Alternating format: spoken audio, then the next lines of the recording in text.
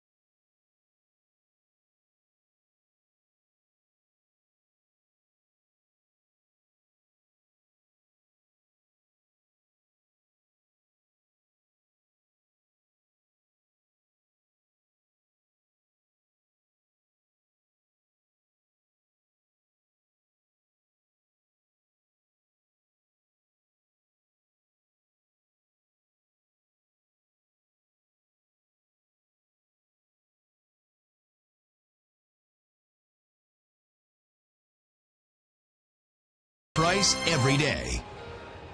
Welcome back to the borough of Queens, where the Braves are hoping to shine bright under the lights here at Citi Field as we get ready for the first game of 3 against the first-place Mets. Good evening, everyone. I'm Andre Aldridge, and one guy who always shines here at Citi Field and pretty much everywhere is shortstop Andrelton Simmons, and we've all thought about some of those plays he's made here, particularly against Travis d'Arnaud, and it's kind of interesting that over the weekend at Turner Field, he almost turned one of those plays against Travis's brother, Chase d'Arnaud, of the Philadelphia Phillies. But Andrelton always coming to play, the all-world platinum glove shortstop. Well, that's in his back pocket. But we need to talk about something else.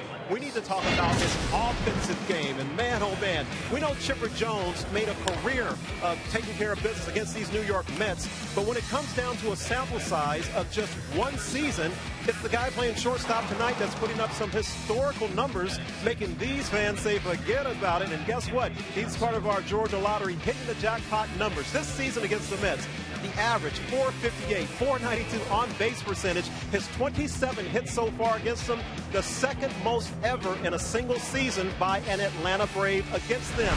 Well, Felipe Alou has the most amount, that's 28. And of course, when I went to Andrelton and asked him, do you know who has the second most hits against the Mets in one season? He says, nope, but you're probably going to tell me.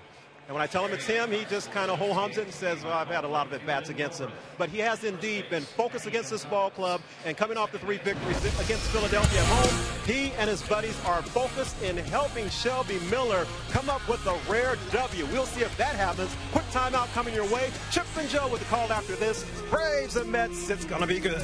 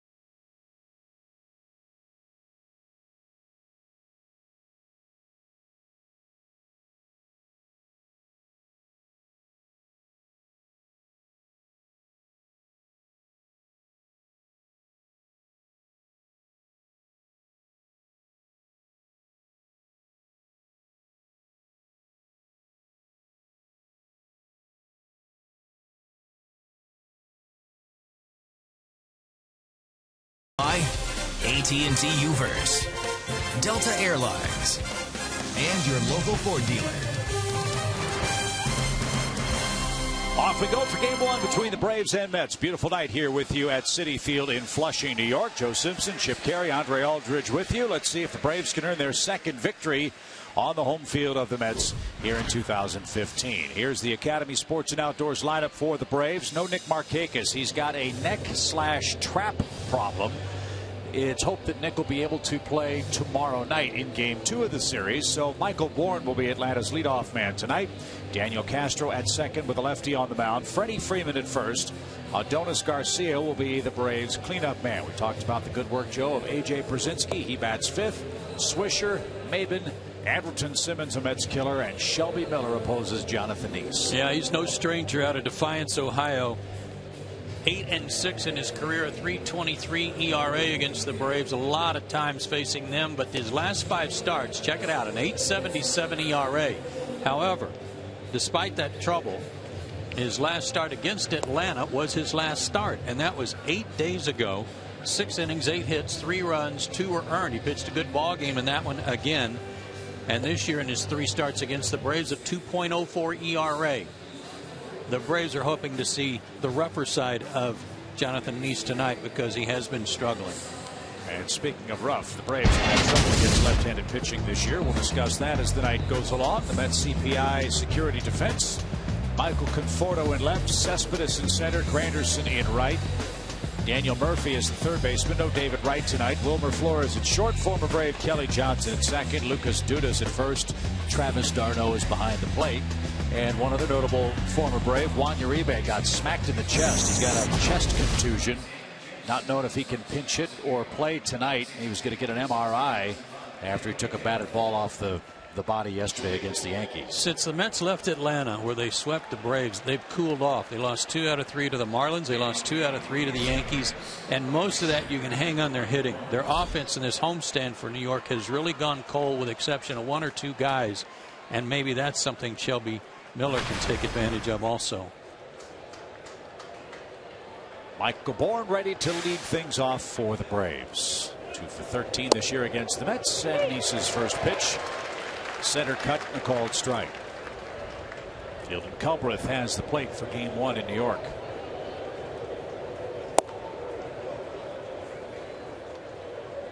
Cutters, curveball, changeup, fastball at about 87 to 89. To short, big hop. Wilmer Flores gets his man. There's how the ball game begins. Bourne grounds out. And we're underway. Here's Daniel Castro, the Braves' second baseman. Don't know if you'd call it a strict platoon for Freddie Gonzalez, but all of a sudden we're seeing Castro playing against the lefties, Jace Peterson against the righties at second base. And I think that's a great opportunity for Castro. He's proven that he deserves a few more at bats, whether it's left-handers or right-handers. Good numbers for Daniel in limited time, and another strike. Braves this year 6-10 against the Mets. And pulled foul past Bo Porter, who does a great impersonation of a matador as that ball trickled foul and out of play. It's 0-2. Let's hope he's busy tonight. Shelby Miller needs some run support. And out to second. Easy pick for Kelly Johnson. That takes care of Castro. He's getting the ball on the ground. That is part and parcel to his success. Well, he's not one of the guys they're trying to watch the innings on, despite the fact that he hasn't pitched in 8 days. The Mets fan base not exactly filling up the ballpark, despite the fact that they've jumped out to this big lead and are in first place. And we were talking about that before the ball game. This is a very busy night for New York sports fans. You've got the Mets and Braves tonight. The Yankees are in Toronto, and the Jets play on Monday Night Football tonight. Not to mention school's in session. But that's not why I was told that they're not turning out. What I was told was that the New York fans are irate over this dealing with Matt Harvey and cutting back his innings. And the Mets fans are very upset about it. Flores to his left, and a strong throw takes care of Freddie Freeman. 3 ground outs from Jonathan Eats. Gets his night underway in good fashion. Shelby Miller to work as we continue in New York.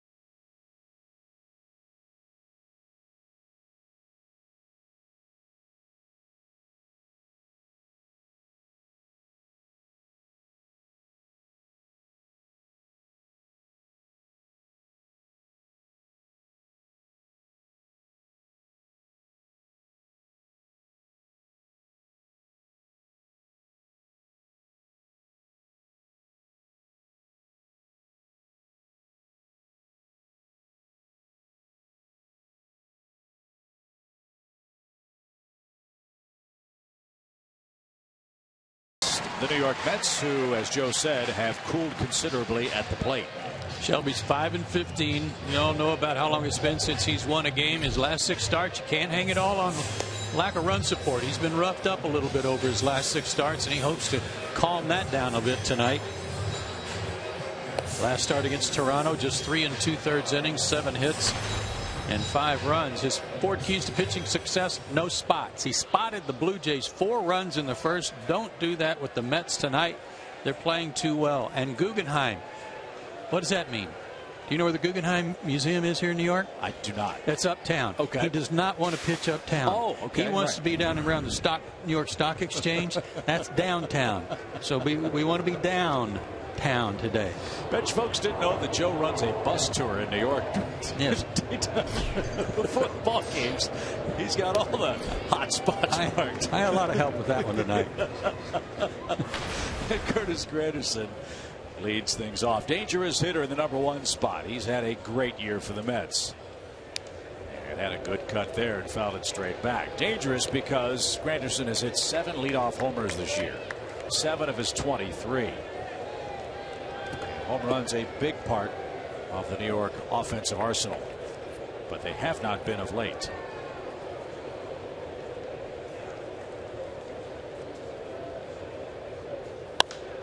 Popped up, that's headed for the stands left side and foul.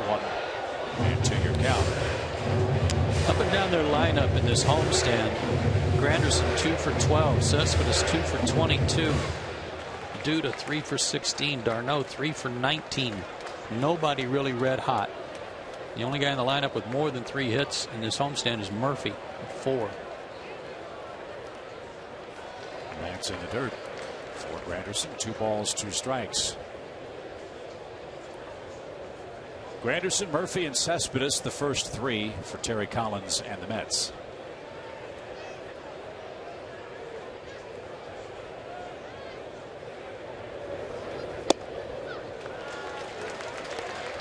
Full count.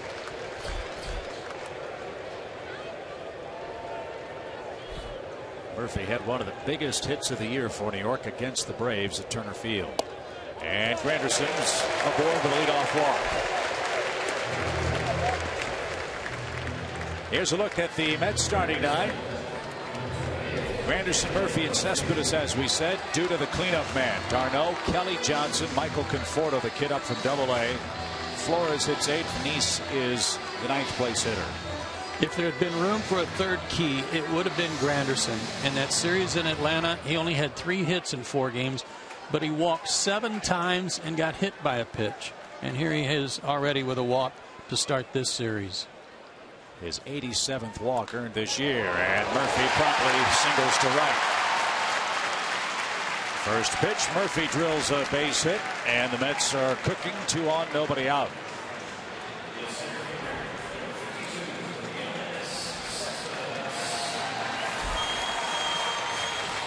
And here is Cespedes.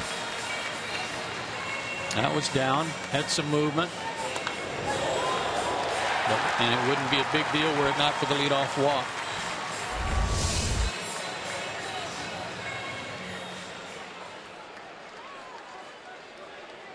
Yoenis Cespedes, a cult hero already in New York. They love him. He has done incredible things since putting on a Mets uniform. 17 home runs since the 1st of August. But he's not been the same man we saw in Atlanta. When the Marlins were here, Tom Kohler hit this man with a pitched ball, and Cespedes went ice cold. He had an 0 for 19 string that ended with a double in his last at bat last night.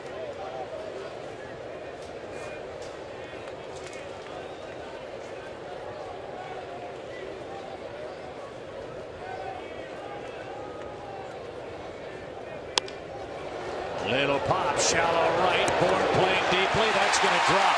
Everybody's safe up Blue Pit, and the bases are loaded.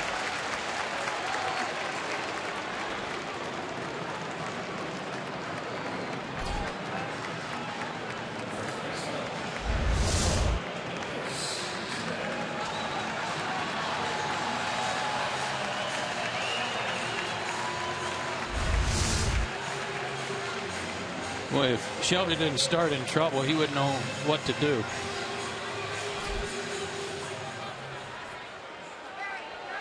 A walk, a sharp single by Murphy, a blue hit by Cespedes, and Lucas Duda has the bases loaded, nobody out.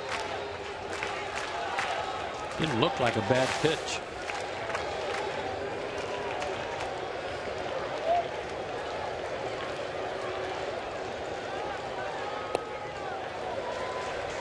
AJ might have been crossed up. That popped out of his glove, and he wants to talk about it with Shelby. 1 ball, no strikes.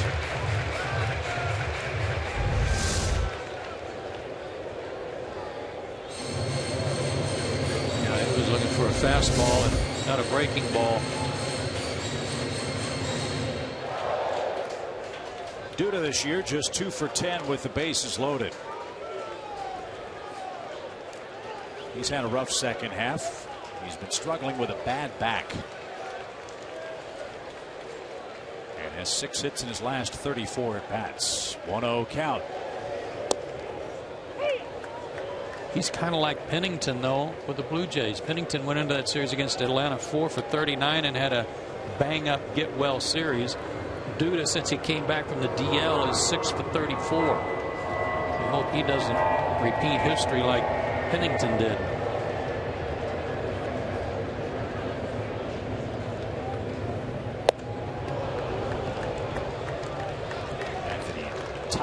Reaches of the strike zone, and Duda was late. And the strikeout would be ginormous here. And you've got d'Arnaud waiting on deck.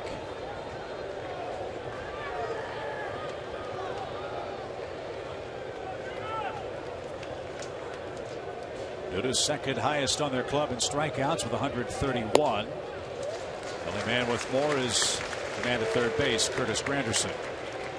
2 balls, 2 strikes.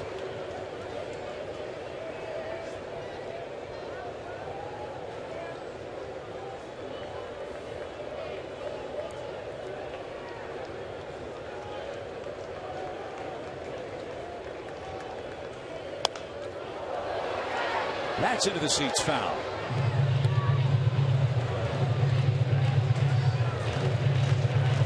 This is Shelby's 31st start. Fastball still has certainly good life to it, good velocity. 93, 94 here in the first inning.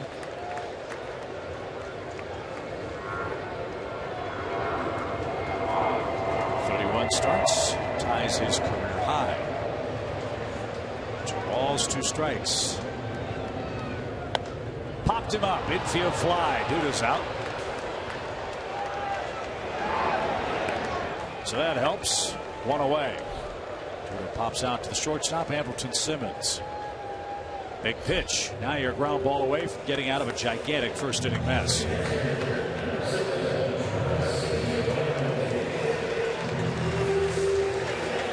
Shelby doesn't get a lot of ground balls, but this would be a guy you could turn the double play on. He doesn't run well. Hit it to Simmons. Every time d'Arnaud. Yeah. Mets face the Braves. Andrelton seemingly makes a great play against the New York catcher.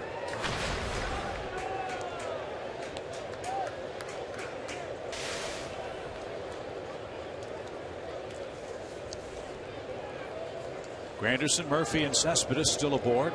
1 out now in the first.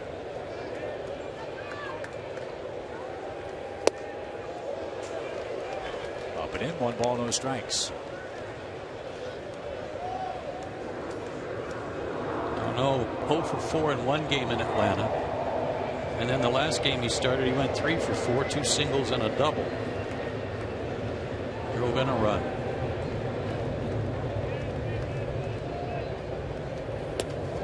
That went all the way to the backstop, but a friendly ricochet right back to A.J. Pierzynski. And he and Miller need to meet again. Yeah, I don't know if it's another cross-up or not, but he's getting the Dutch uncle speech right there. Come on over here, let me talk to you, Shelby. Tell you something. That was a fortunate bounce because I don't think that hit the brick wall. Curtis Granderson's been here and done that.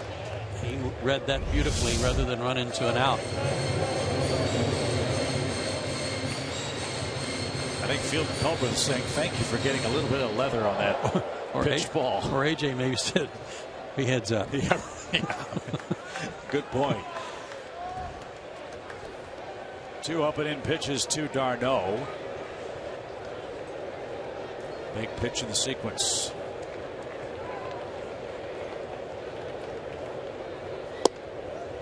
Right there for a strike.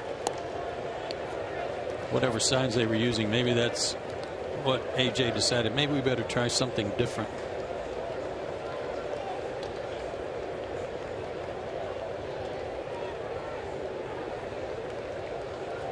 Two balls, one strike. Little tapper down the third base line. Foul ball. And a good thing it was.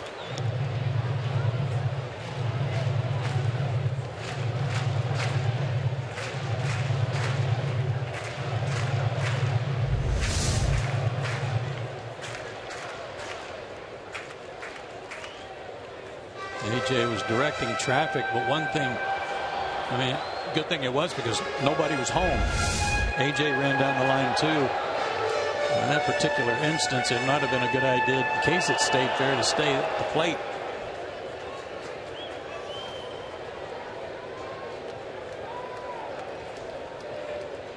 Let's see what the Braves cook up with a 2-2 count. Ground ball toward third.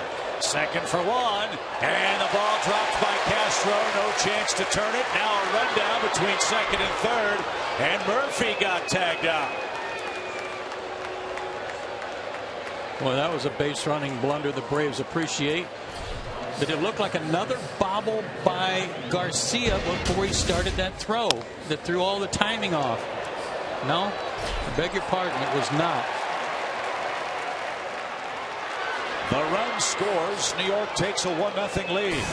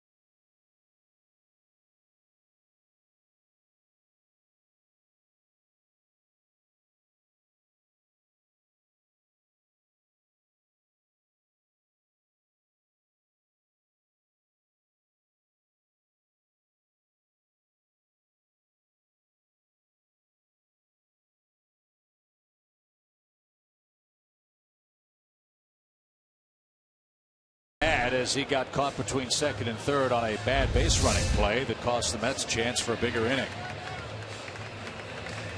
Well, he stopped so that he didn't run into a tag, and then I guess assumed there was already a double that was the third out of the inning, and instead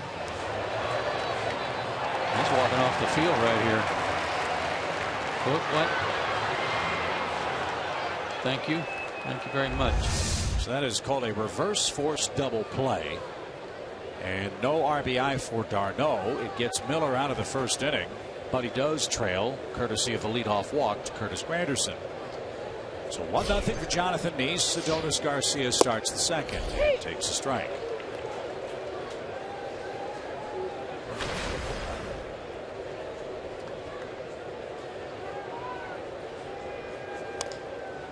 In the game in Atlanta, Jonathan Nice left the bases loaded in the first inning. Great for the Braves offensively. Braves got a couple of runs off of it in the second inning. and then he kind of settled in. He got through the first tonight on only 9 pitches.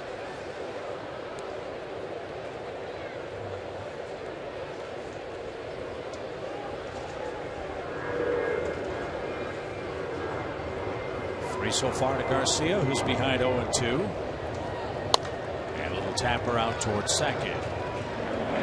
Long throw by Kelly Johnson gets Garcia. There's the first out. 4 up, 4 down, all 4 batted balls on the ground. And here's AJ. Again, if you missed our pregame commentary, AJ Przinsky in the lineup again tonight with the left-hander Jonathan Neese. Christian Bethancourt unable to play after that play at the plate yesterday in Atlanta. He's got a wrist and thumb problem. And AJ happy to get back to work.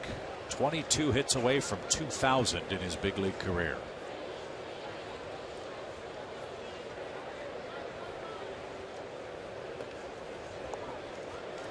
And has hit .250 against lefties.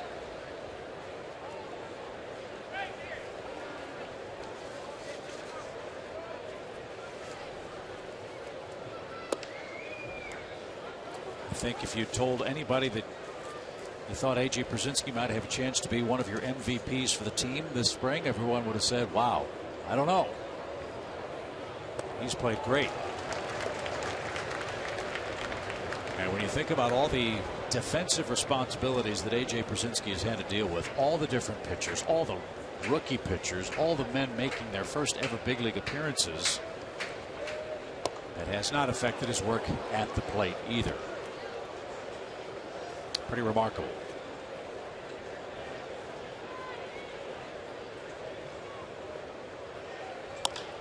Another ground ball. Kelly Johnson in shallow right field takes care of AJ. 2 outs. And 2 outs for Nick Swisher.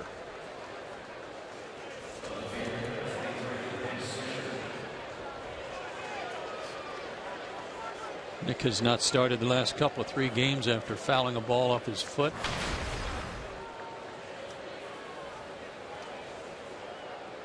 Back in there tonight. Hitting .276 right-handed.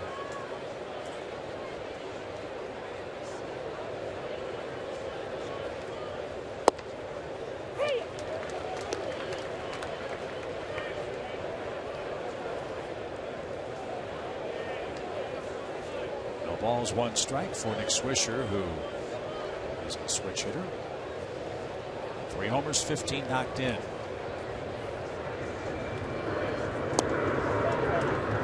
He's trying to put a couple right-handed bats in there against Jonathan Neese. They've struggled against lefties. 2 from the bottom in batting average in the big leagues. 1 ball, 2 strikes.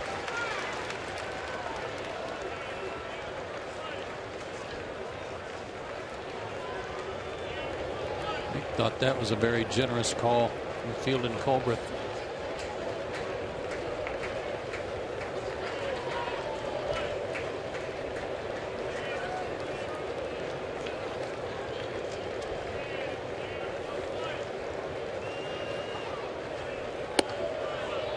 That one too high. He says good fastball tonight. He's at 91, 92 miles an hour. Yeah, that's pretty hot for him, but again, 8 days rest.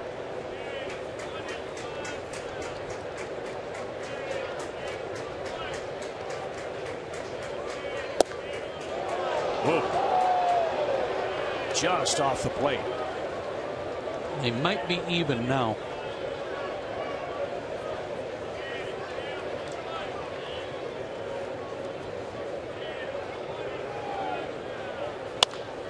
To short. Vacuumed up by Wilmer Flores. And Jonathan Neese has thrown strike 1 to all 6 hitters. He's got all 6 hitters to ground out. And he leads 1-0.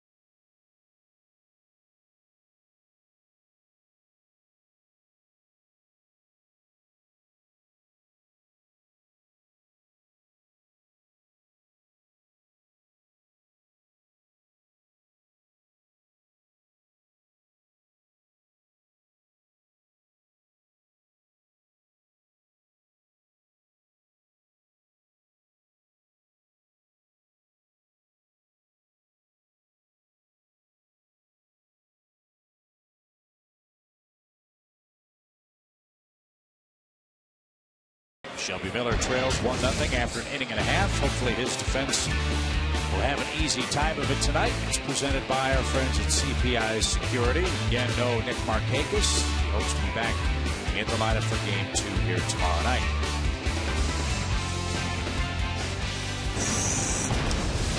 In the Mets second, Kelly Johnson, Michael Conforto, and Wilmer Flores are coming up.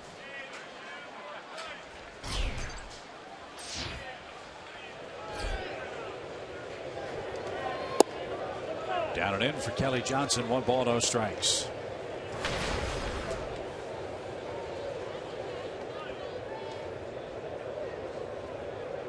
Boy, Kelly's had some big hits for New York this year.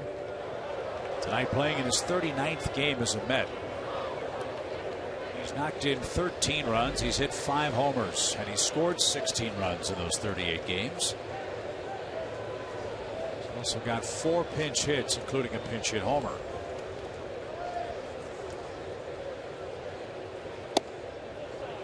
He and Uribe were the first of a flurry of moves made by their general manager Sandy Alderson at or before the trading deadline. Swing and a miss. Good pitch. 2 balls, 2 strikes.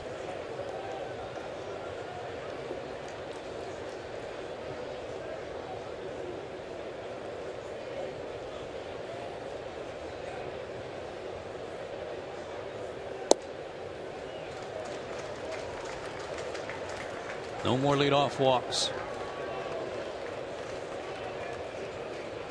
That started that first inning rally. Talked to Kelly before the ball game and asked him about their last 6 games where they've only won 2, and he said, you know, every team has their little dips and high points. He said, and at this stage of the season, with respect to being in first place, you don't want that dip right at the end of the year going into postseason. So if we have it now, that's fine. We've got time to recover and get going again.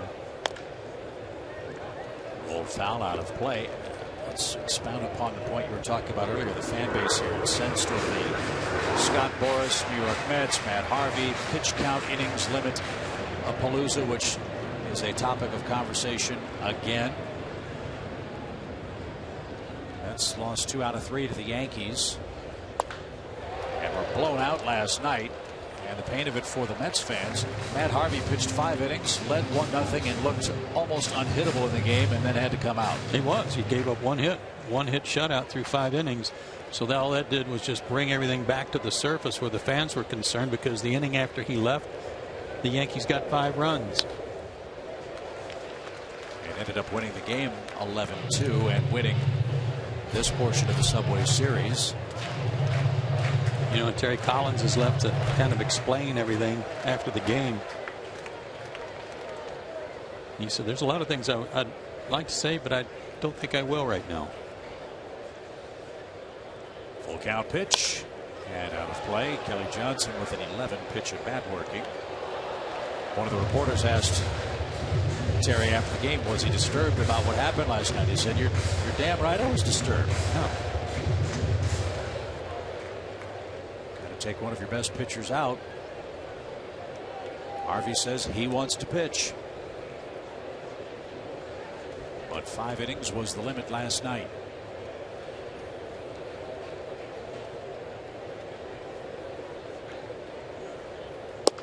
Strike 3 inside corner. Miller finally wins the duel. That's his first strikeout. Great pitch. Trying to bust that inside corner. That one had a little backup on it. Nice life on it. Great pitch.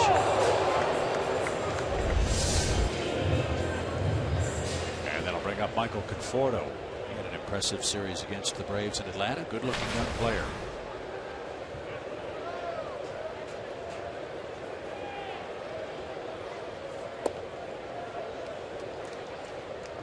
For the Mets fans, I'm sure what's concerning to them is, while they understand the concern about preserving Harvey's health, they haven't won anything yet.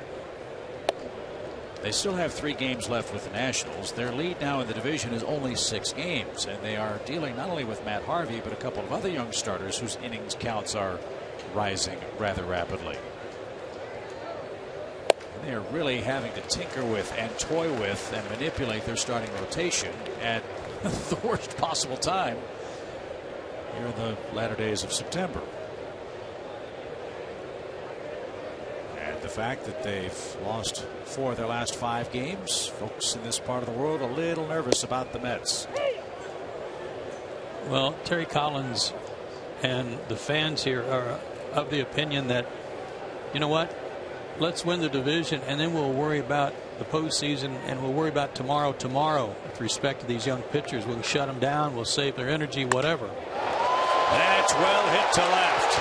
Conforto with a line drive opposite field home run.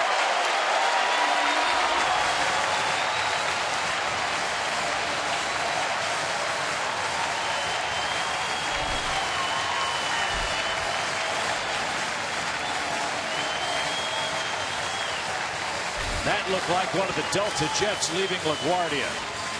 I'd say based on what I saw, and I saw a lot from Cespedes in Atlanta, I'll take that guy. If I got a choice, I'll take number 30.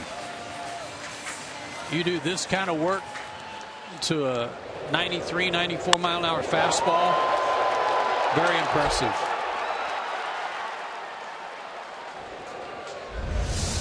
So the Mets have hit another homer. They've hit 30 of them now in their last 20 games. Conforto's 8th extends the lead to 2. And he hit one off Brian Weber in Atlanta. Now Wilmer Flores dumps one into center field. The Mets have 4 hits. 2 of them bloopers, but they all count. And now Neese will try to sacrifice Flores into scoring position.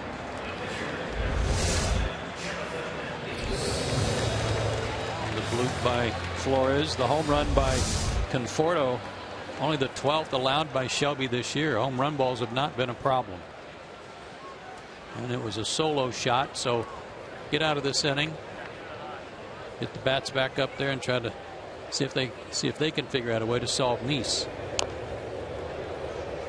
Bunts it foul for a strike. It's 0-1.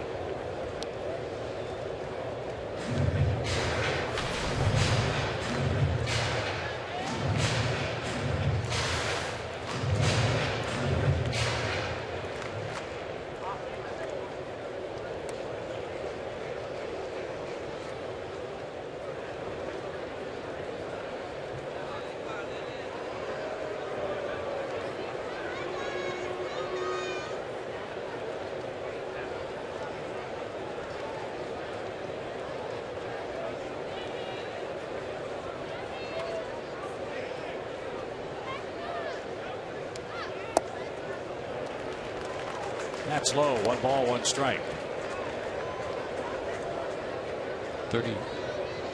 29th start for Jonathan Neese tonight, but only 3 sacrifices for him.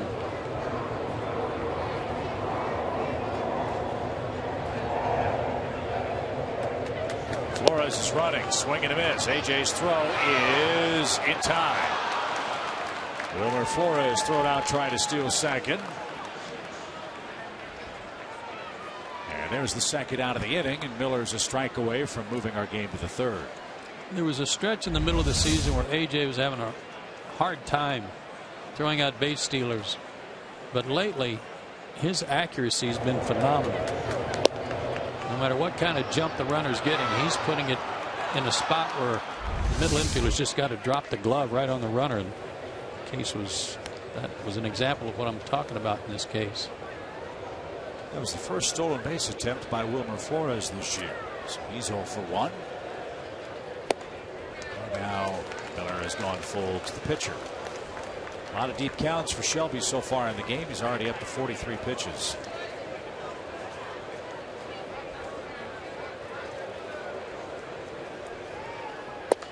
And he walked it.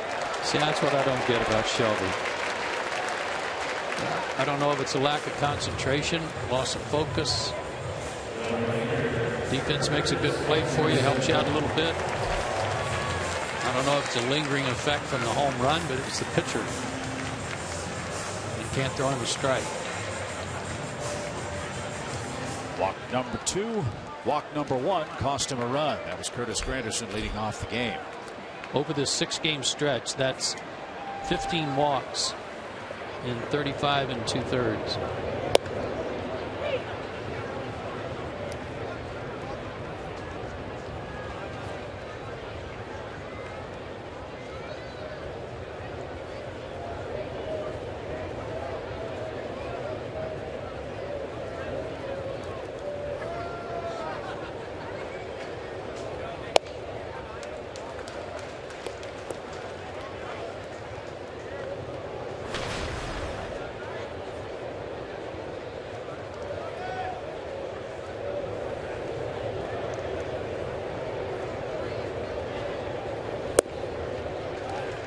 Two balls with a strike.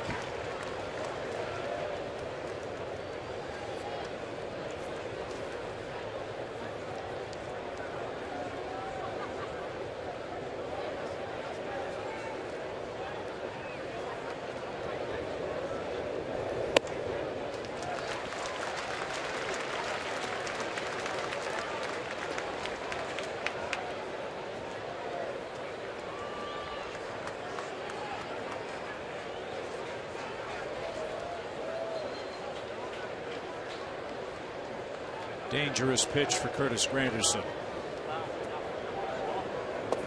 And he walked him again. This to me is something mechanical. It's not just mental, it's mechanical that he's so off. He had a start like this in Arizona, I believe. Yes. Where in the early innings, I don't think he gave up a ton of runs, but he had base runners all over the place against the Diamondbacks. But in that start, I remember him following through and almost facing second base by the time he followed through. He was falling so far off the mound. That was June 2nd in Arizona. Shelby went 4 1/3 innings, 6 walks. Walks have been a problem, as you mentioned. 7 of them in his last 3 starts, 3 already tonight. And here's Murphy, who singled and was erased on a base running blunder back in the New York first. 2 on, 2 out, 2-0 Mets.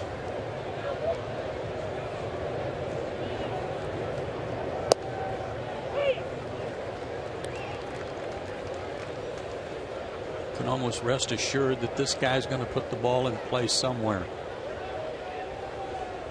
Toughest guy in either league to strike out.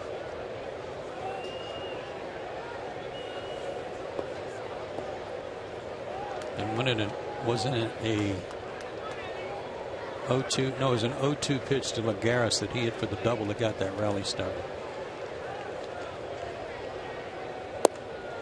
Murphy has struck out 35 times in 455 at-bats. This would be a good time for 36.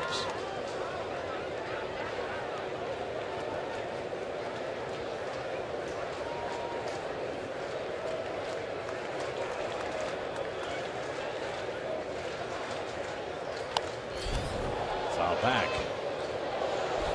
September 13th, Murphy, as I said, had a crippling blow against the Braves, that game-tying 3-run homer. He'd had a terrible day with the glove. All kinds of defensive issues for Murphy. And he went to the plate, he said, trying to hit a home run, and he did just that. It gave the Mets 1-10. 0-2 pitch. Down the left field line. That ball is slicing and into the seats.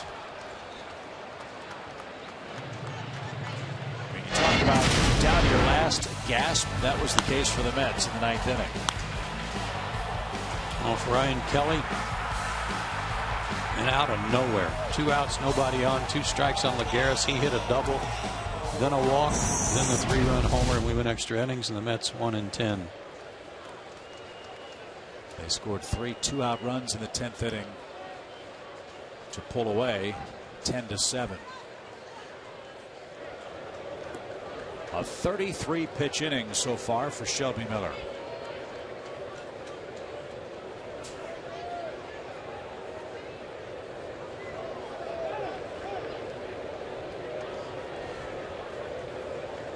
Shelby kind of waved his glove there before he got the second set of signs, and I don't know if that was because Murphy's bat was kind of down there. He couldn't see the signs because of where he holds the bat.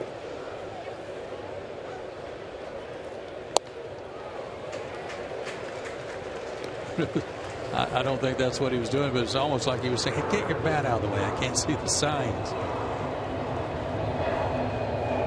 Watch out. Daniel waves his bat down low.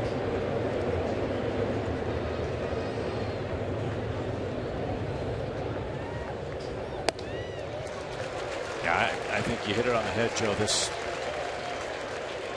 looks like Shelby has no idea where the baseball's going right now. He's searching a little bit.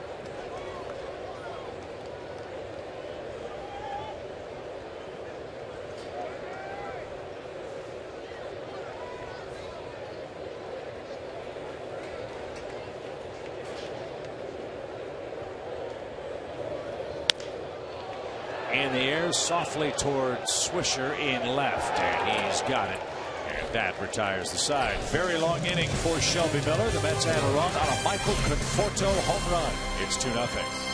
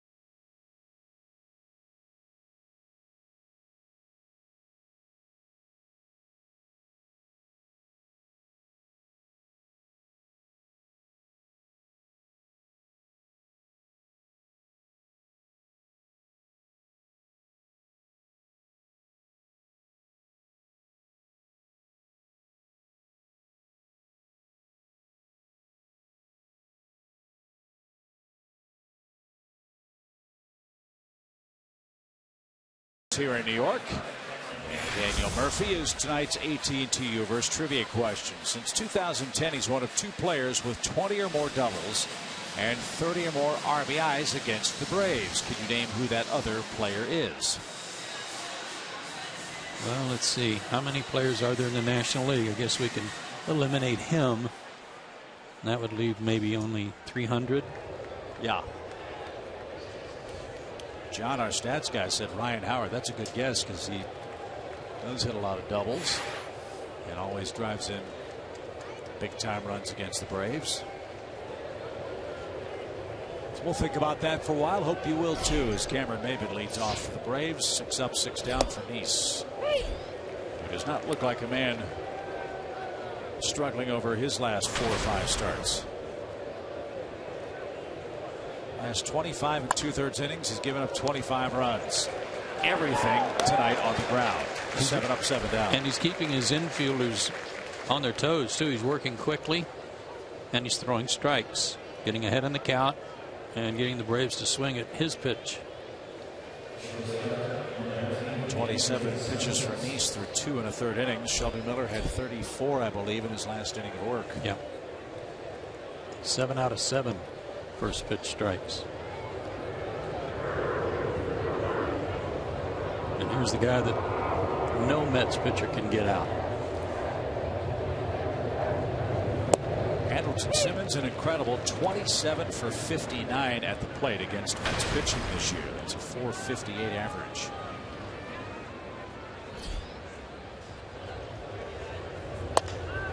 And a ground ball to first. Nice pickup by Duda. 8 up, 8 down for Nice.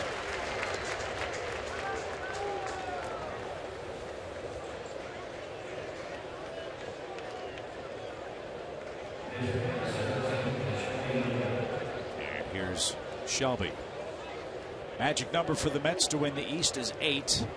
And a combination of Mets wins and Nationals losses that add up to 8 means New York is headed to the playoffs as the Eastern champions. Washington is hoping to host Baltimore tonight. They're in a rain delay at Nationals Park.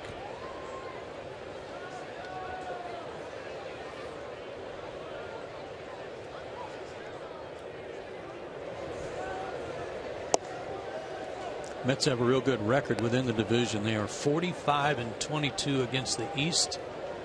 Jonathan Neese part of that. 4-2.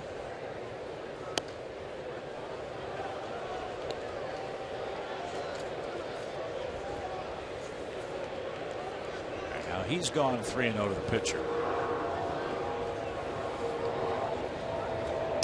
And he walked Shelby Miller. Isn't this something? Look at Neese. That's how he loses his perfect game bid. 4 straight pitches off the plate. And he'll go to the stretch. And the top of the Braves order coming up. Mets are 10-6 against the Braves. Chip already told you that. They're 11-8 against Miami. Marlins have played them tough. They are 10-6 against Washington. They are 14-2 against the Phillies with 3 to play.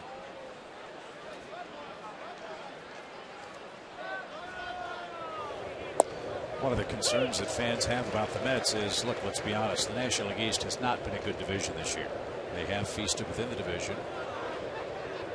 But you look at their potential playoff opponents, they're 4-3 against the Dodgers, 3-4 against the Cardinals, 0-6 against the Pirates, and 0-7 against the Cubs. Would that concern you? Nope, not even the slightest. All of that goes right over your shoulder and out the window. As soon as it all starts, no matter who your opponent is, it's all about pitching.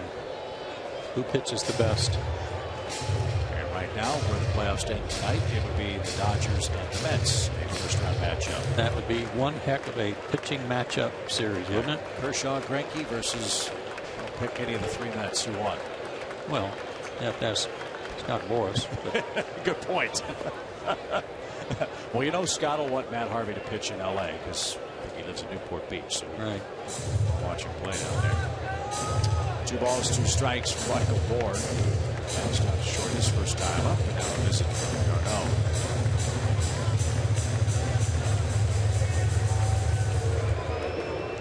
Isn't that something, though?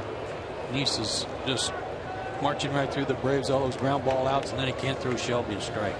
Makes no sense. And Bourne a base hit to right. So there goes the no-hit bid. First and second with 2 outs. And Daniel Castro's coming up with a chance to put the Braves on the board here.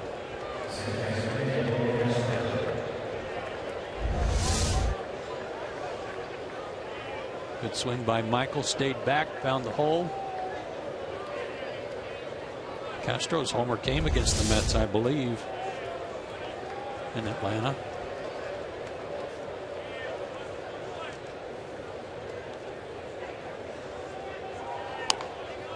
It was in the 5th inning of Game 2 of the series on Friday, September 11th. It was against Steven Matz. And there was no doubt about it the way he turned on it.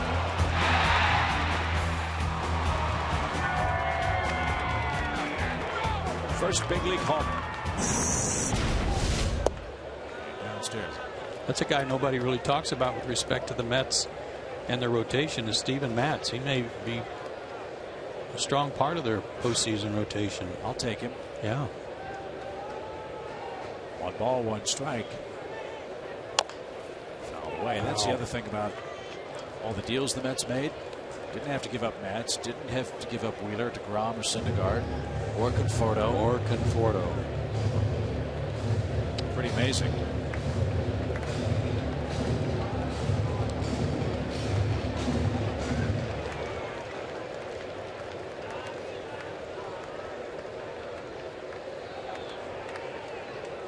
So Daniel gets something to drive. He chased that ball. It was fouled away. And we'll do it again. 1 ball, 2 strikes.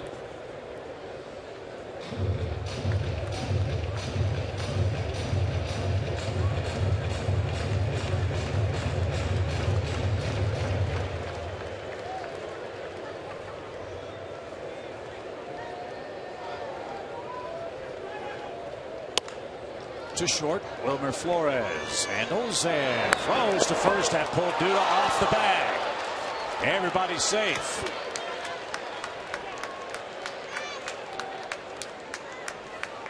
That will load the bases and bring up Freddie Freeman with 2 outs. Great hustle by Daniel Garcia. If he doesn't run hard, that's an easy tag for Duda coming off the bag. Little sidearm throw there pulled him off.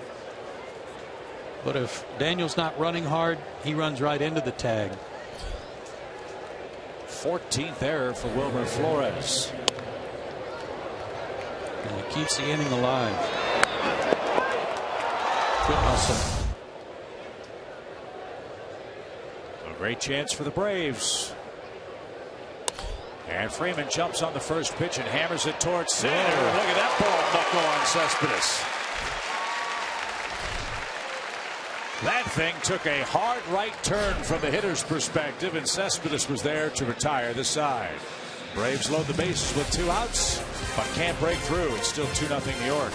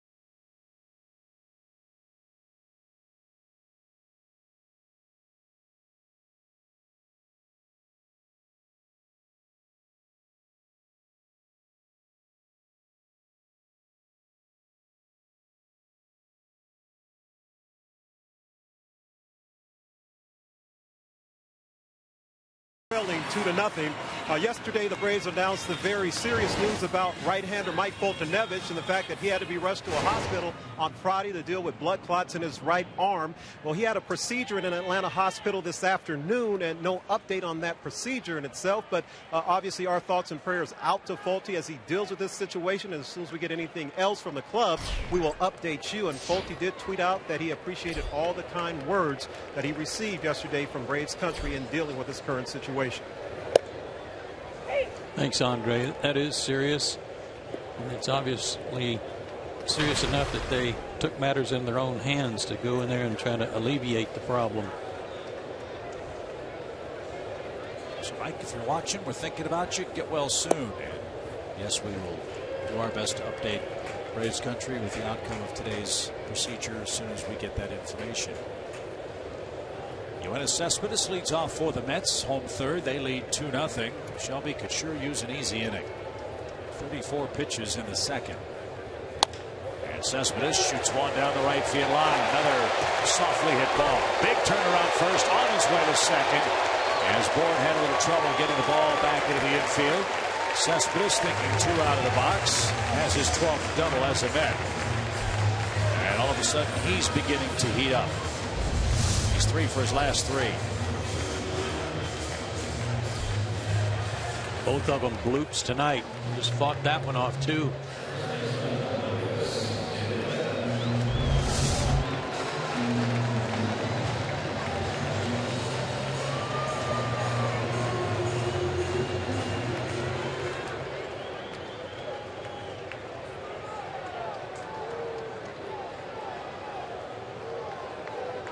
Lucas Duda popped up with the bases loaded on the infield fly rule.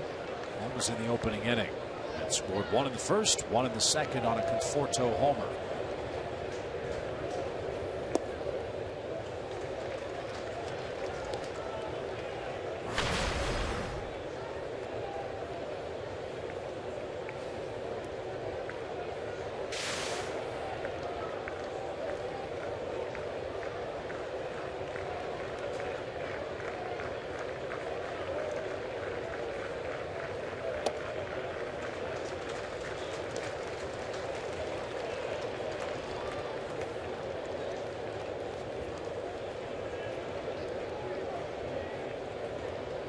Like his infield mate David Wright, Lucas Duda's had back problems. Might be sapping some of his strength in the second half. As he turned on that baby and ripped it foul. 2 balls and a strike.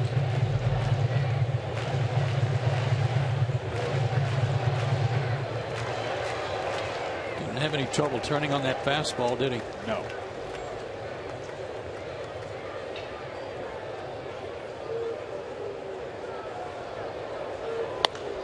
Popped up. Bourne will come in as stepper 3, and he's got plenty. One down. So Duda's hit it in the air twice. He's 0 for 2. That'll bring up Travis d'Arnaud. That helps. He didn't get that runner over to third.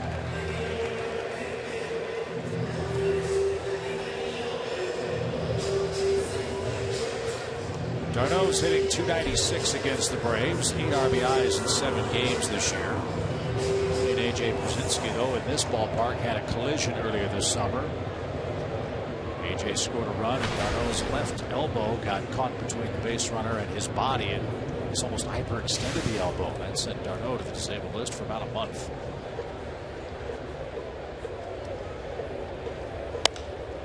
This one's hit in the air to straightaway center.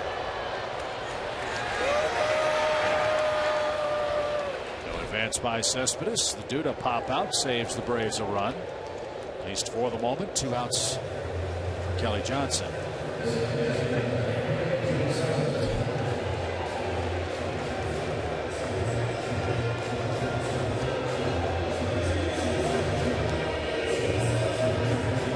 Quite a battle between these two. I believe 13 pitches between Johnson and Shelby Miller the first time around. And he finally got him looking on a fastball that backed up over the inside corner.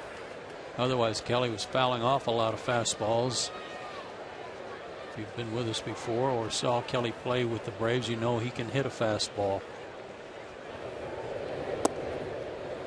Good pitch to start him.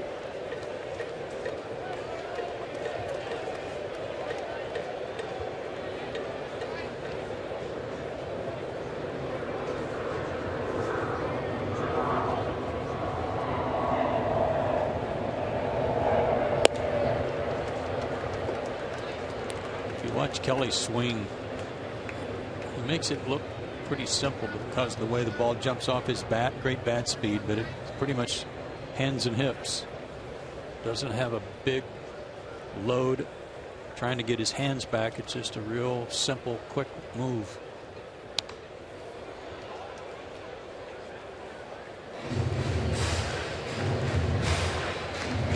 Kelly broke in 2005, you recall, with the Braves. Played 87 games that year.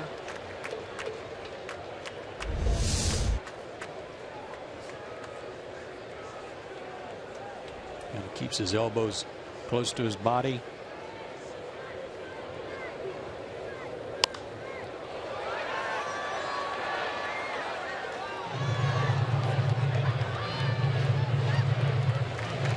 Started his big league career 0 for 15 at the plate.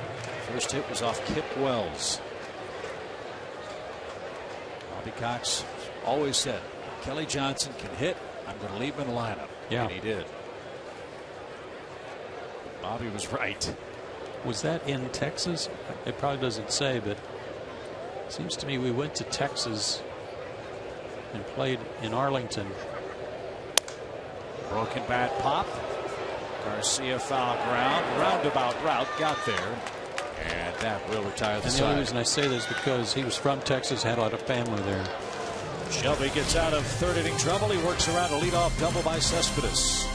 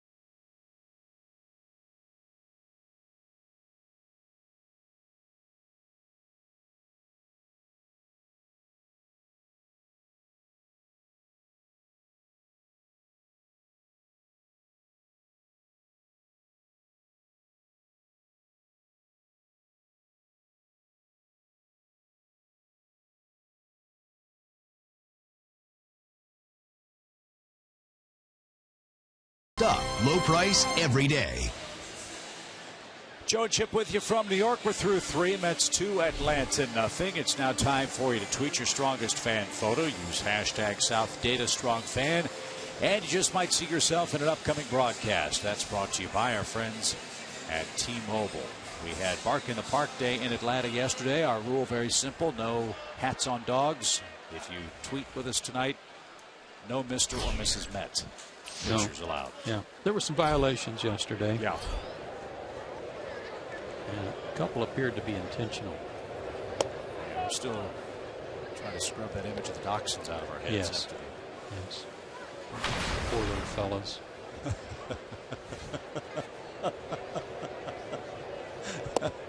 Downstairs to Garcia. Hey, Gretchen's got a wiener dog, and even she was embarrassed for them.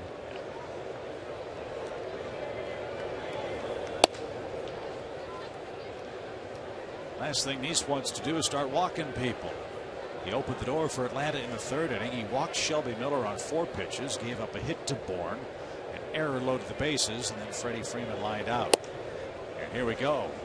Free pass. Garcia's aboard. Second walk on 4 pitches from Jonathan Nice. Yeah, the Braves had a guy up there that they wanted last inning with him loaded and 2 out. And Freddie hit a hard ball, but it, man, was it knuckling. Cespedes was lucky to be able to reach out and grab it and keep it from going by him. If it did, that might have been an inside the park grand slam. No such luck, however, as A.J. Brzezinski is up. The ball that Freddie hit was the first out recorded by Jonathan Nice in the air tonight. Tough man against room to elevate. A.J. grounded out to second. And now he lines one to left. Back-to-back base runners for the Braves. 2 on, nobody out. A.J. just keeps on keeping on. Sorry, Chip. Not a whole lot unlike the slider he lined to left center yesterday for the game winner.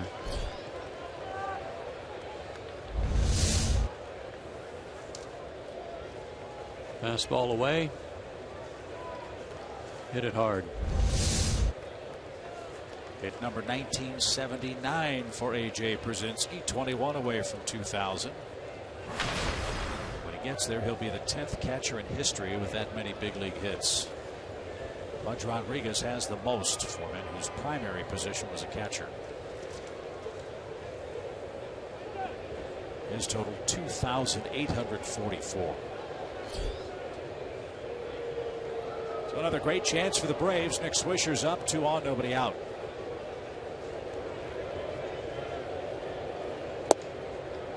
Speaking of catchers, the Cardinals suffered a big blow yesterday too, didn't they? Tag play by Yadier Molina. Jason Hayward threw out Anthony Rizzo at the plate in the 8th inning last night, and Yadier Molina, the Gold Glove winning catcher of the Cardinals, has a partially torn thumb ligament. He's going to miss the next couple of weeks.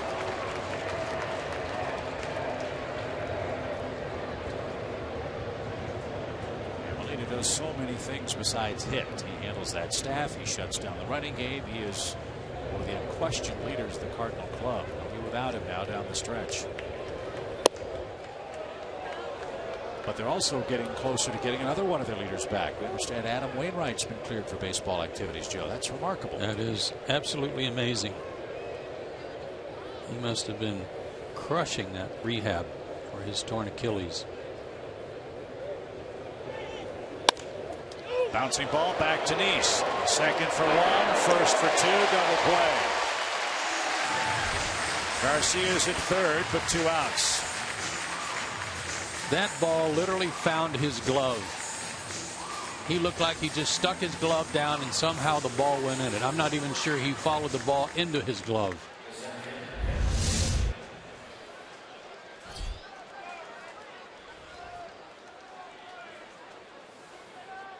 And an easy double play. So 2 outs on another big ground ball from Nice. Now Maben's the batter. Grounded out to third his first time up.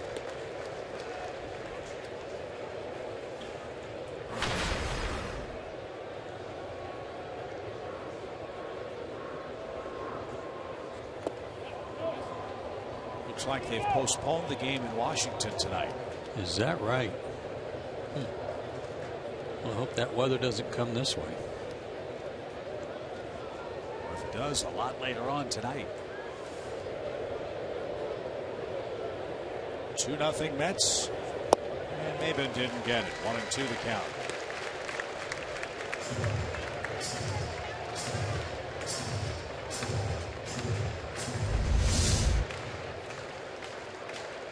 Good hook. He hasn't thrown many of those tonight.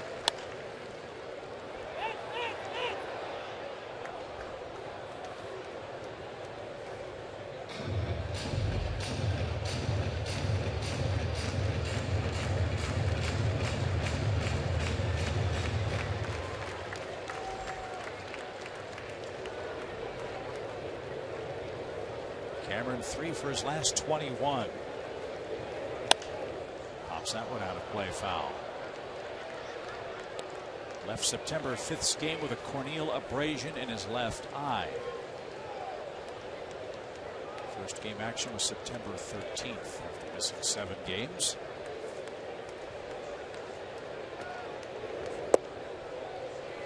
And taken just a bit low. 2-2.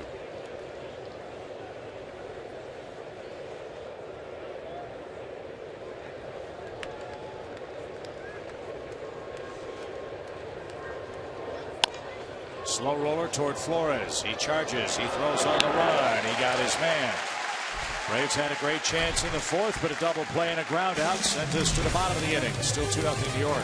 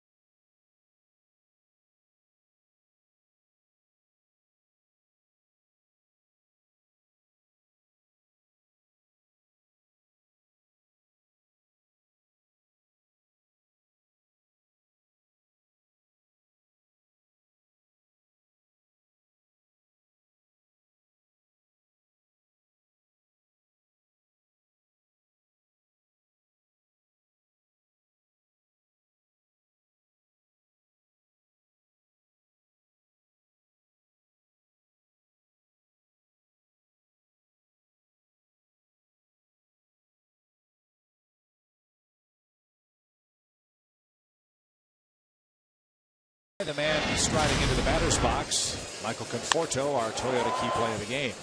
Pitch down and away, and he hit it into the party deck out there in left field. He hit that ball so hard he knocked that fan off his feet. Did you see that? Guy fell backwards trying to make that play. Well, it is the party deck. Ah, yeah, good point. Good point. There was something already causing him to list a little bit. But already his 8th homer. There was some major debate among the Mets brass as to whether or not to bring this kid up from Double A. They didn't want to start his arbitration clock, but they also were worried about how can a young player handle big league pitching so soon. And they were scuffling for offense so bad they said, "The heck with it, get him up here." And that was right about the time they got Kelly and Juan Uribe from the Braves. An instant infusion of offense.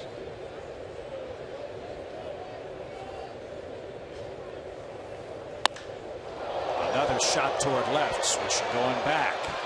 This one's going to stay in the park. And there's the first out. Teams, as you know, change an awful lot. The 25 men that start your season in spring training are oftentimes not the same 25 that are on the roster at the end of the season. But you and I were marveling at how dramatically this Mets team has changed in the span of 5 weeks, really maybe 7 to 10 days. Yeah. They're a totally different looking club than the one we saw in the first half of the year. Well, they went from second place pretender to bona fide first place contender just by that offensive bump they got. You know they can pitch. Now you know they can go toe to toe with anybody offensively. But if you looked for an MVP for this ball club, I think you got to go to the bullpen to Familia and Really? what he's done. Yeah. Popped up by Wilmer Flores. That's in a shallow center. Cameron Maben's going to catch that. 2 outs. They lost their closer to 2 suspensions, and Familia has stepped in and been almost perfect observing the wins they did have. He's been great.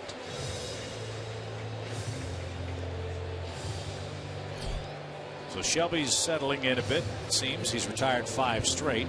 5 straight outs in the air. For the Braves right-hander, here's Nice, who walked on 4 pitches. I take that back. I think it was a full count pitch to Nice. Irrespective, it's a bad walk. It came with 2 outs. And Shelby got the corner. It's 0-2. Yeah, it was right after AJ had thrown out Flores trying to steal. Now ground ball to Simmons. And the throw to first in time. An 11 pitch inning. Just what the doctor ordered. Now he orders up some offense, we hope.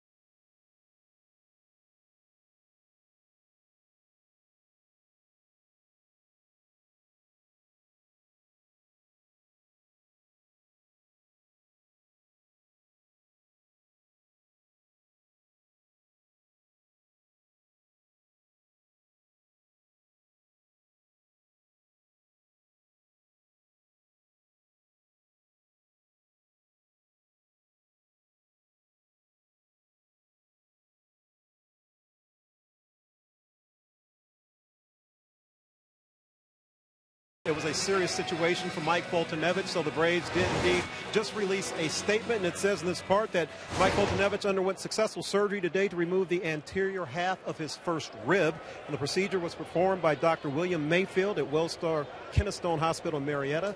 Folty is expected to be released on Thursday and will continue a treatment of blood thinners for at least 6 weeks. And we will reiterate what we said a couple innings ago, that our thoughts and prayers are definitely with him in this serious situation, Chip.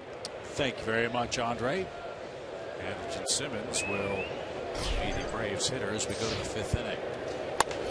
First pitch popped up and into left field. Who wants it? It'll be Cespedes. He's there, 1 out. Is that thoracic outlet syndrome surgery? I don't know. I don't know for sure, but I tried to look up the where the first rib was, if it's at the top or the bottom of your rib cage, and it is definitely at the top, closest to your neck. So the anterior would be the back, right? Correct. Yeah, there have been pitchers, and I can't think of them off the top of my head, who've had the thoracic outlet syndrome surgery. Aaron Cook comes to mind right away. Because he had blood clots too. They actually remove a rib to help circulation in the arm or the shoulder. David Cason, who's on our Fox Sports crew, has had thoracic outlet problems. Is that right? And he was an athlete and wasn't getting circulation as well, and had that treated. So hopefully that will be the root cause of Mike's discomfort, and hopefully there'll be no more issues going forward, and he can resume his career sooner rather than later. And a swing and a miss. That takes care of Shelby Miller. Nice has his second out in the 5th inning, and that's his first strikeout.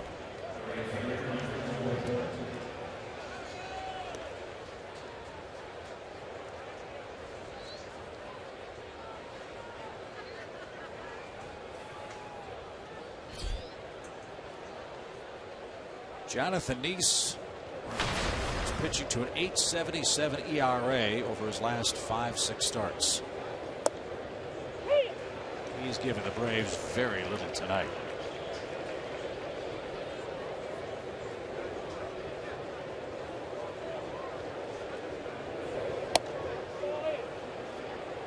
Rotten starts with an outing sandwiched in between against the Braves in Atlanta on the 13th, where he gave up 2 earned runs in 6 innings.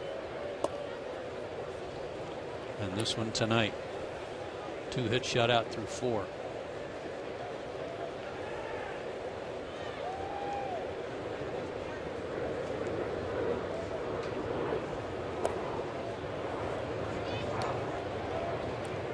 Last couple of innings, he's certainly not made it easy on himself, has he? No. He's behind Michael Bourne, 3 balls and a strike. Full count.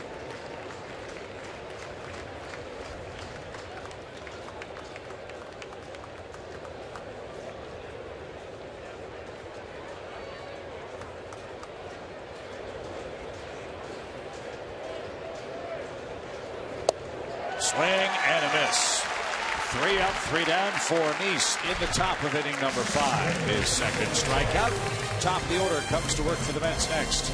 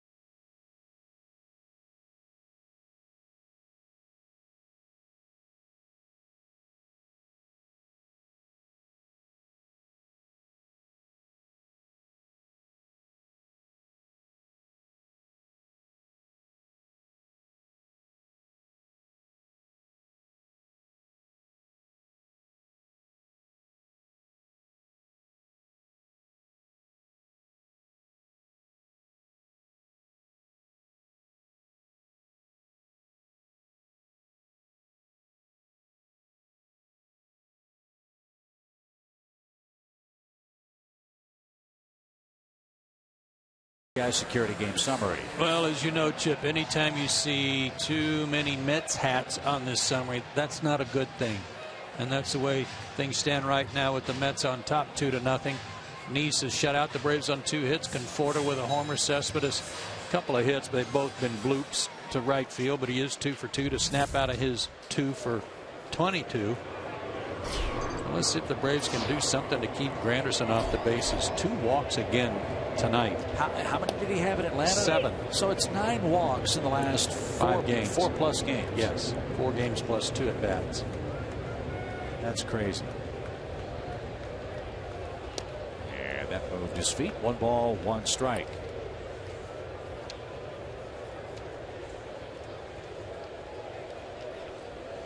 '88 walks now for Curtis Granderson, who came to the Mets after some big years with the Yankees.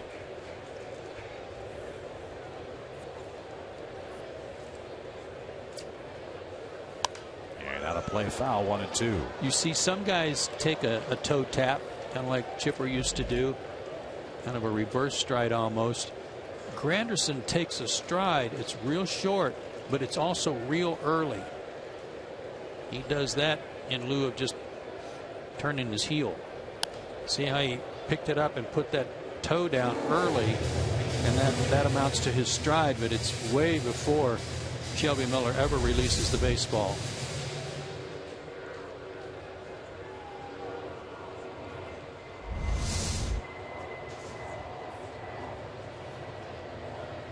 One ball, 2 strikes.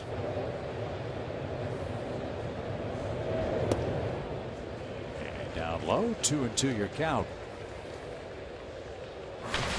Curtis from Chicago.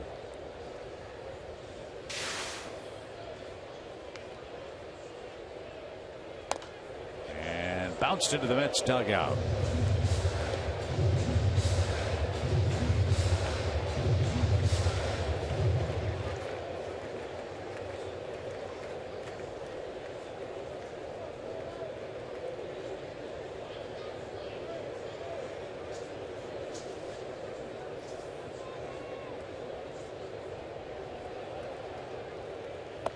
Swing and a miss. Nice off-speed pitch got Curtis Granderson to cut on it and miss. Braves finally retire him. Shelby's second strikeout of the game. And he sent down 7 straight. Good tilt to that breaking ball.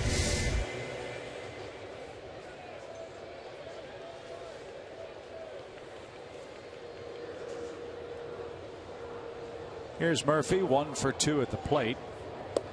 0 for 1 on the base paths. Otherwise, it might be a bigger lead than 2. Base running blunder caught him between second and third base. The Braves got a double play to end the first inning. And he drives this one towards center. Maben back to the infield. Still going back. Gets there on the track.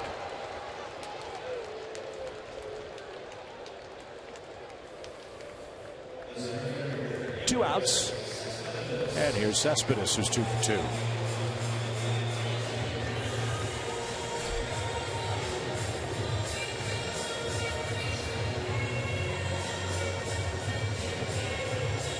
Don't know where Cespedes will end up after this 2015 season. Wherever he goes, he is earning a bigger and bigger contract opportunity by the day. You can compare it to Carlos Beltran and what he did before the Mets signed him. Having a tremendous postseason, maybe one that would rival anybody's, what he did in Houston.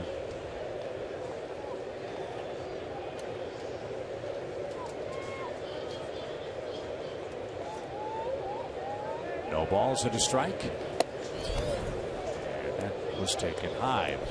There was a clause in his contract that would have precluded the Mets from re-signing Cespedes until mid-May of next year if he wasn't extended within 5 days of the end of the World Series. That clause was taken out of his contract by mutual agreement with the Mets and Major League Baseball and Cespedes. So when the season ends and he becomes a free agent, if indeed he does, the Mets will have no limitations as to when they can have him signed and be part of their organization beginning next year if he comes back to New York. Very smart on the part of Cespedes and his reps. Why limit one of the big market teams to 5 days to negotiate with you, especially after all he's done for the Mets. And he's been so good that Juan Lagares, a Gold Glove outfielder, doesn't play at all, or hardly at all. Might be a nice insurance policy if Cespedes plays elsewhere. Full count.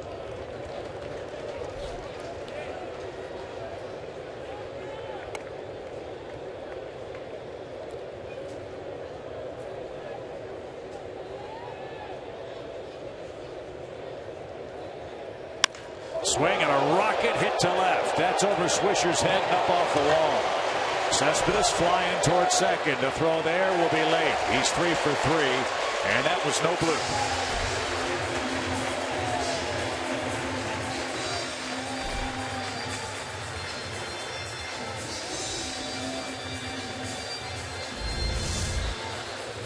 Three-two count.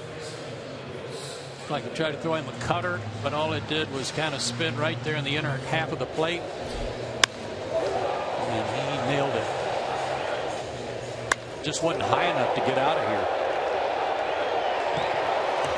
Good play by Nick, and a good throw too, but Cespedes with his speed able to get to second base in time. So you've got Lucas Duda up there. The Braves will intentionally walk him and go after Travis d'Arnaud, a right-handed batter. 107 miles an hour off the bat. That was a pretty good lick.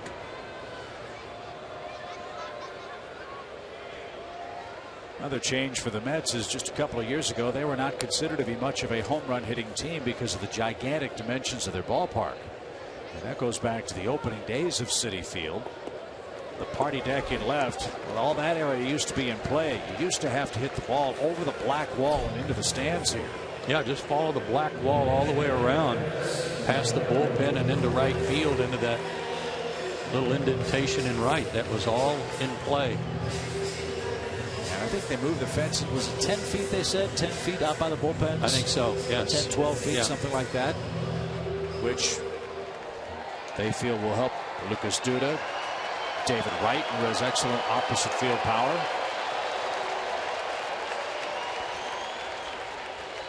As d'Arnaud gets ready to hit with an 0 for 2 night so far.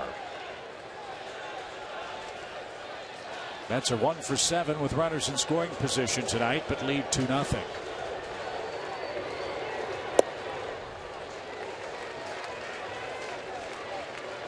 And there is action in the Braves bullpen. Shelby's had to labor tonight. A lot of deep counts. Pitch number 100 coming.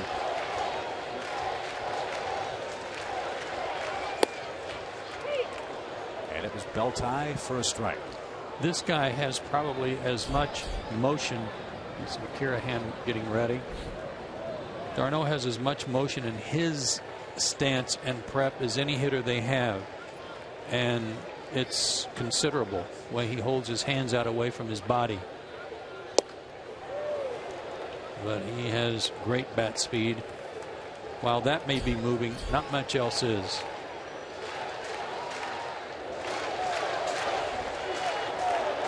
Three innings of 20 or more pitches for Miller so far tonight.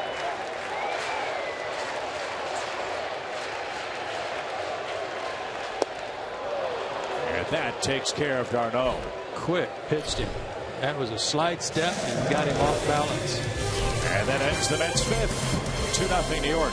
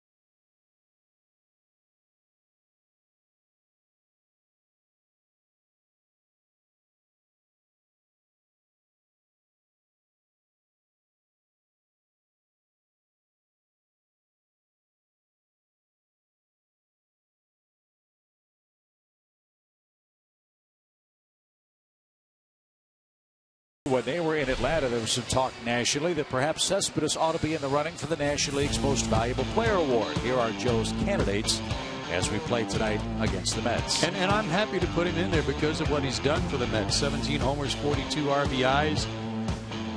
And as great as Arenado has been this year, driving in runs, second in homers, Goldschmidt was going to be the MVP the first half of the season. He's fallen off. Nobody's going to catch that guy. Oops. Not Nice. Oh, you don't think he's... Not yet. Bryce Harper's going to be the guy. He's 22. That's the amazing thing about Bryce Harper's season. He's hit 1 home run in his career against a pitcher younger than he is.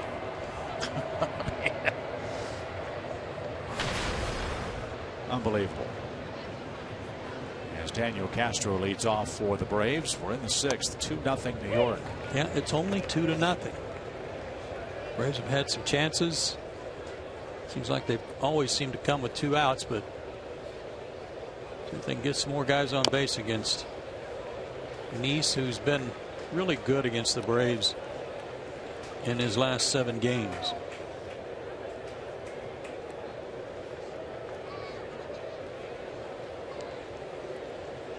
Eight and 6 lifetime, but his games more recently in recent years have been much better. Ground ball due to diving stop. Nice play. Race to the bag. Nice got there after a perfect feed.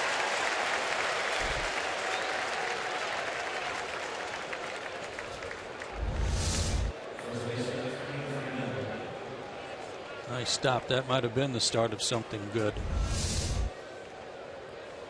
But for Nice, his last 7 starts against Atlanta, 2-2 with an excellent 2.18 ERA.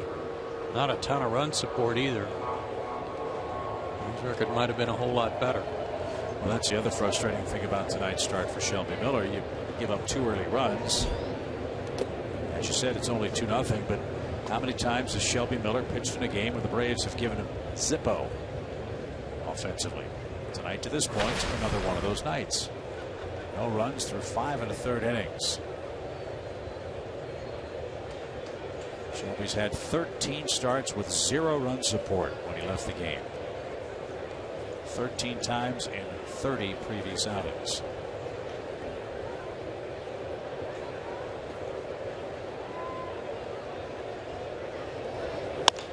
Ground ball. Kelly Johnson to his right. From deep in the outfield grass makes the play. 4 or 5 times in our series with the Mets, Kelly Johnson's gotten both Freddie Freeman and A.J. Brzezinski from that position. That's correct. With a left-handed pitcher, they don't put a full-blown shift on. They just back Kelly up, or whoever's playing second.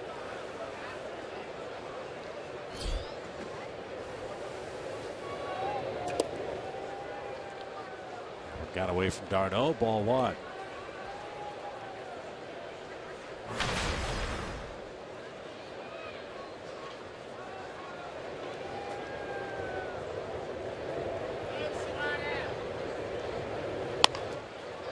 Ripped foul. Uh-oh. Follow through got Darno. He looks like he's okay. He's on that bad elbow.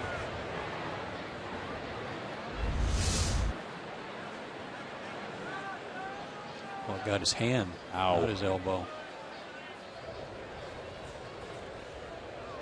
Oh man, that could have broken his arm.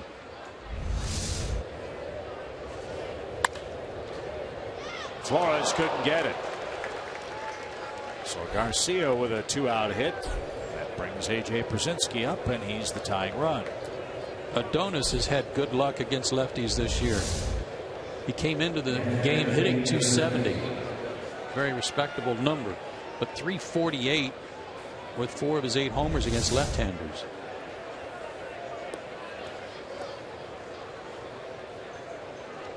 So another 2-out opportunity for the Braves, who loaded the bases with 2 outs in the 3rd, couldn't score. And a runner at 3rd, 2 outs in the 4th, couldn't break through. Now Garcia at first for the Braves catcher A.J. Brzezinski.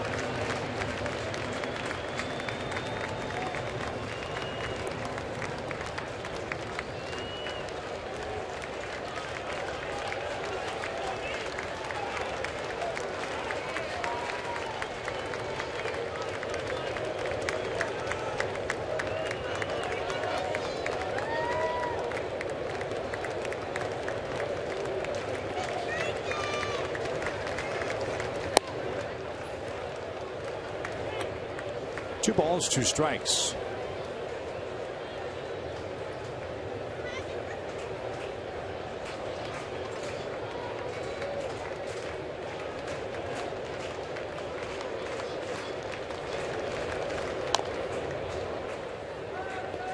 Do it again.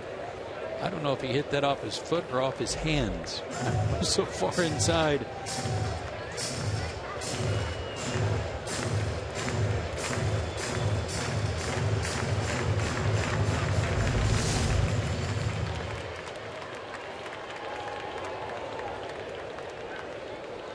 His back knee.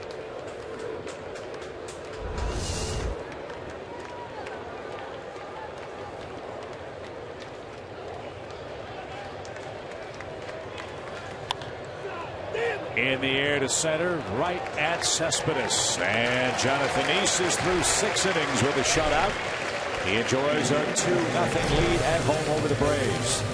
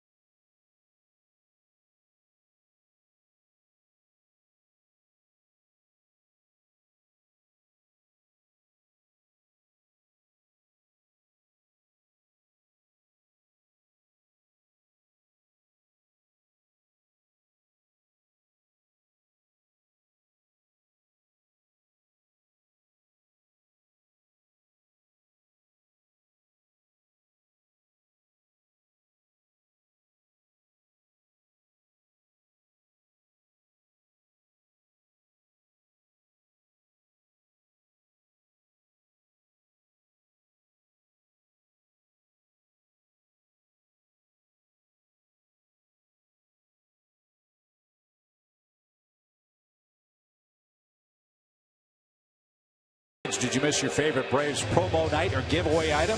Here's your chance to get it with the Braves Country Grab Bag October 2nd against the Cardinals. With your game ticket, you'll get to pick from one of over 25 Braves promo items to take home as a souvenir. Go to Braves.com/grab-bag for more information.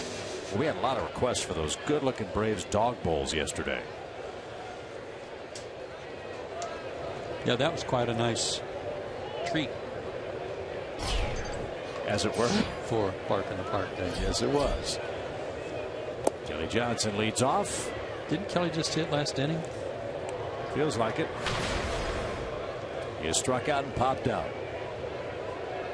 Shelby back out there for the 6th. 103 pitches. And ripped out a play foul.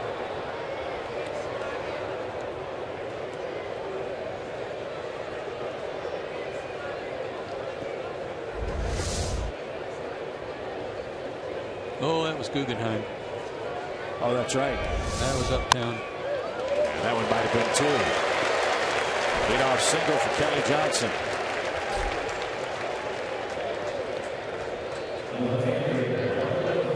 And here's Michael Conforto. Breaking ball that was up.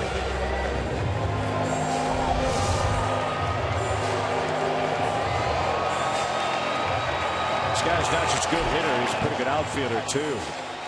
5 outfield assists, already 8 defensive runs saved. That's 7th most by all left fielders in the big leagues.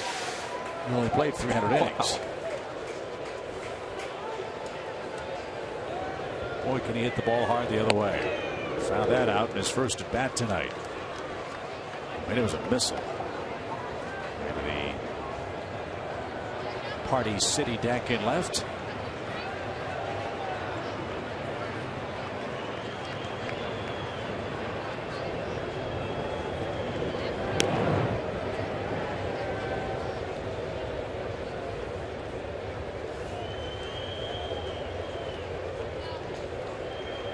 Both bullpens are busy. And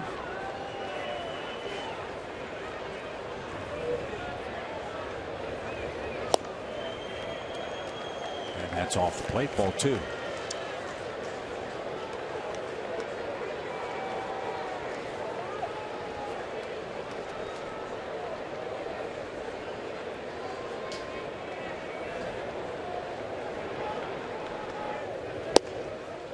We talked about this in Atlanta about how many people they're carrying here. 38 guys. Never heard of so many guys being carried in September out of a 40-man roster. They have 12 men on their bench tonight.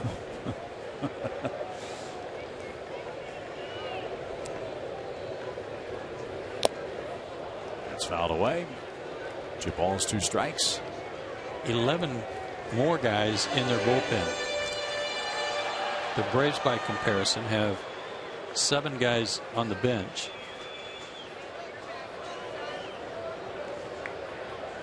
Braves have 11 in their pen.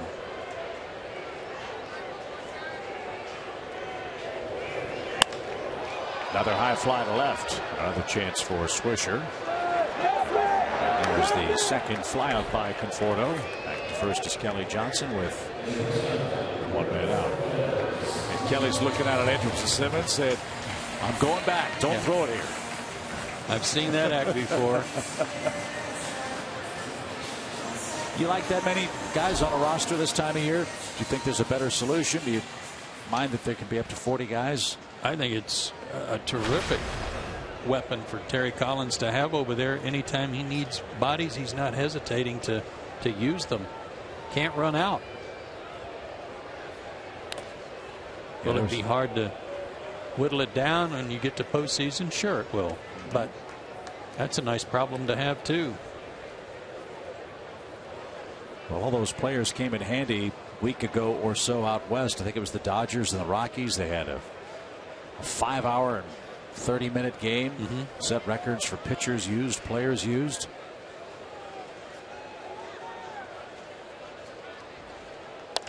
As this ball's bounced foul. If you're in the position that the Mets are, to have that many quality players really is a reward for your organization. If you have that much organizational depth, you should be allowed to use it this time of year when you're trying to play for something meaningful. Yeah. 112 pitches, a season high for Shelby. And the next pitch will tie his career high, 113. And it's slowly hit toward second. There's one. Simmons across the bag. A beautiful turn of the double play. And that will retire the side. We are off to the 7th inning. It's late in New York, where the Mets lead by 2.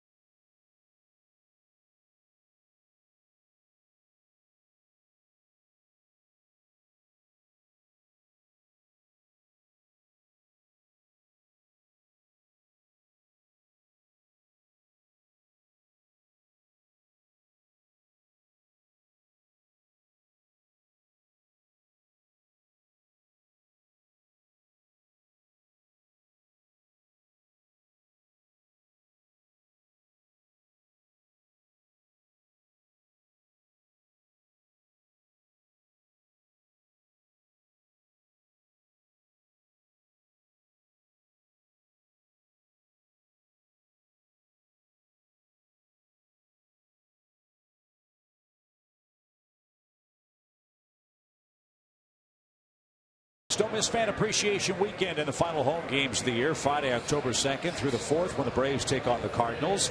Mystery Gate giveaways for the first 10,000 fans at Turner Field each day. Go to Braves.com/tickets and get your tickets today. Mets also made some under-the-radar moves around the trading deadline. Here's one of them. Addison Reed was acquired. And boy, has he been good since joining the Mets bullpen. Picked up his first save on September 13th against the Braves. Is unscored upon in 10 outings with the Mets. 13 strikeouts over 10 innings of work. And since July 29th, only 3 runs over his last 26 1/3 innings.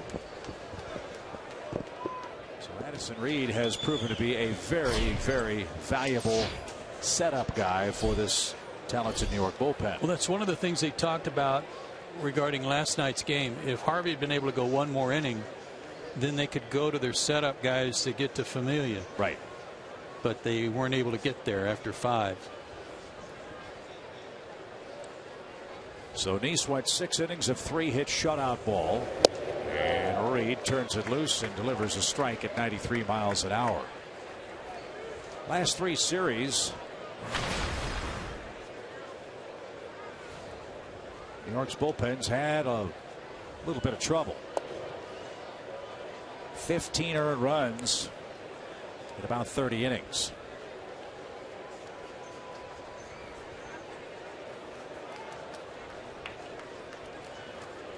That's all predicated by starting pitching. They've got some young arms that are getting a little weary. Jacob deGrom's going to be skipped in the rotation. How long? Don't know. We do know Logan Verrett is going to get the ball in game 2 here tomorrow night. He'll face Matt Whistler. Then it's Bartolo Colon on Wednesday.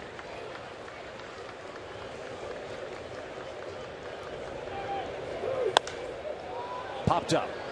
Granderson broke back. Now comes galloping in at right, and he is there. 1 man down. Reed gets Swisher. Here's Cameron Maybin.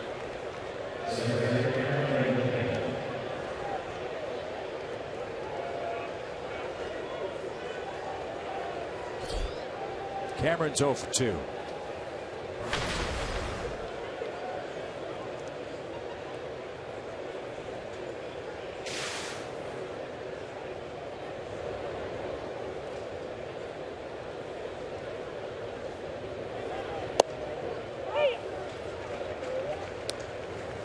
We talked about Reed in Atlanta and what a good pickup he was for their bullpen because he has closer's experience.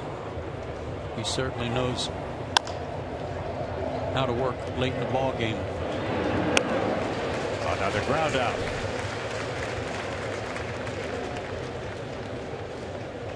Maybin's retired for a 3rd time. 3 ground outs for Cameron this evening. And here's Simmons, who's tormented the Mets all year, but not tonight. He's 0 for 2. Yankees are in action in Toronto tonight. Blue Jays are beating them behind David Price. 3-0 Jays. That's in the 6th inning.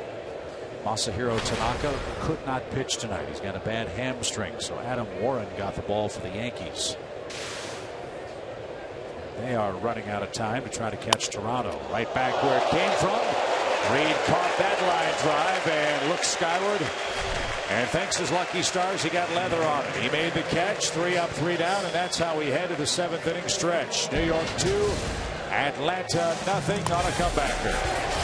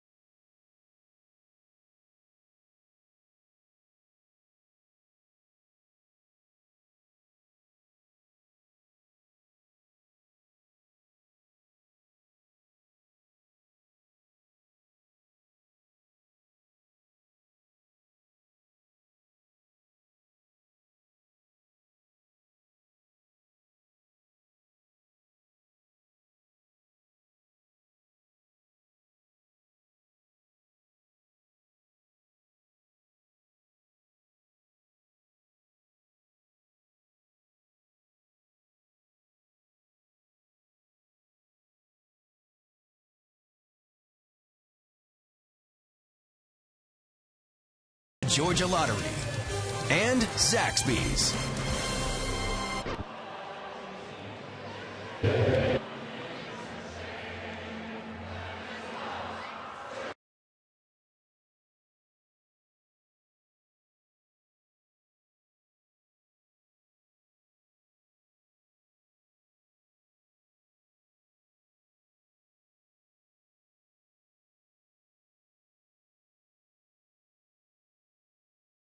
The Georgia Lottery, and Zaxby's.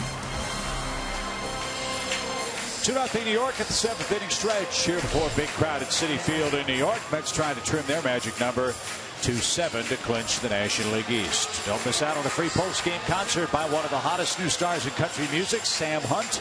Brought to you by Coca-Cola and Delta Airlines Thursday, October 1st when the Nationals are in town.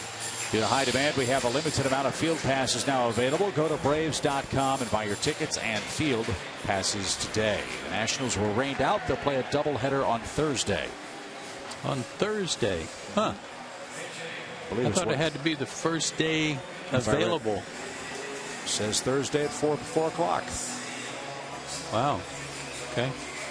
So Andrew McCurahan is on to pitch for Atlanta. Michael Kadire is going to come on and pinch hit. Kadire hitting .267 for the year. McCurahan was in 4 games, make it 5 games during the homestand. Worked a total of 3 1/3 innings of 2-hit shutout ball. Walked 2, struck out 1. And he delivers a quick strike.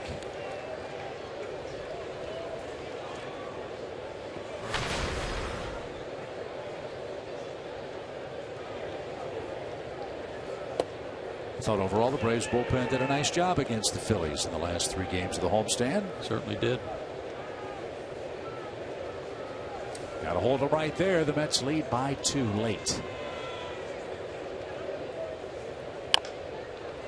Mets say Michael Kadire is a lot like Johnny Gomes, A.J. Brzezinski, Jason Grilli for this Mets club. A veteran presence, good clubhouse guy, terrific baseball hitting pedigree, as you know.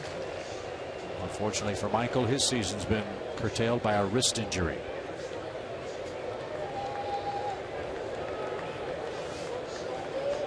One ball, 2 strikes. And driven out of play, foul. It's still 1-2. Probably aren't a lot of fans at home that remember the former catcher for the Mets a long time ago named Jerry Grody. Guys up here in the booth will remember him. And Kadire reminds me of him. Jerry Grody always had his cap folded up, stuck in his back pocket. I don't know what that might be, a wrist brace in his back pocket there. But also his stance with his elbow up high reminds me a little bit of Jerry Grody. Ground ball. Simmons gave ground, couldn't get it. Pinch hit single for Kadire. Grody was the catcher for that great staff the Mets had with Seaver and Matt Lack and Kuzman, etc.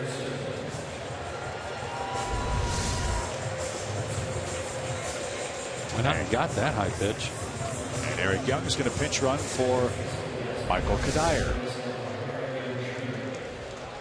Happy for Eric Young, former Brave. Getting a chance to play meaningful games with the Mets in September, and that's a big run at first base.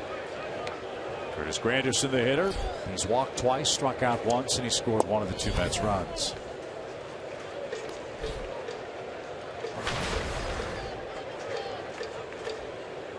Eric Young pitch ran 4 times in Atlanta.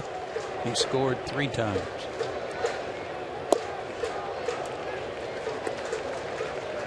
That's one of those weapons on the bench that may not be available to Terry Collins in the postseason when you're having to pare it down to 25.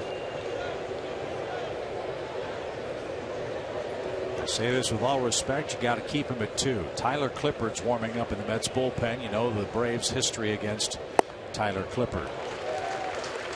What a hit, now a 3-0 count. And here we are in the 7th inning where the series against the Mets absolutely imploded for the Braves. The relief pitching was, well, shall we say, abysmal in that 4-game series. 15 runs, 13 hits, and 13 walks from the 7th inning on by the Braves relief staff. Yeah, that doesn't get it done, does it? No.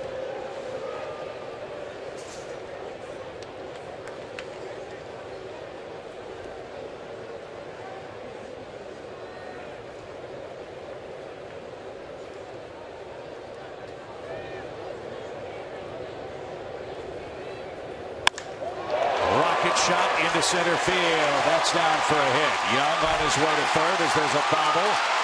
Granderson on his way to second, and he'll stop there. Second and third, nobody out, and here we go again.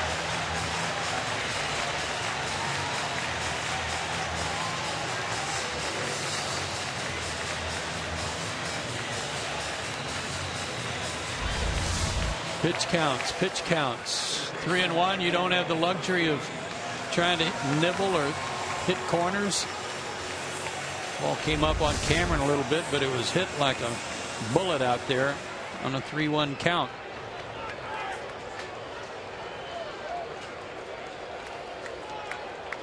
So big trouble. Here's Murphy. One lefty reaches and another lefty up there. This is where McCurahan has really had trouble retiring left-handed hitters. It's a single and E8 on Cameron Maybin. And now the crowd starts the Let's Go Mets chant.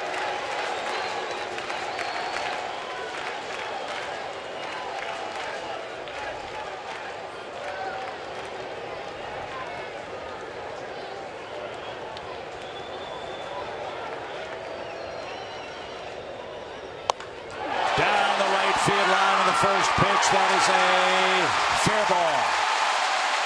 2 runs are going to score. Murphy in at second, and the Mets have doubled up the score. It's 4-0.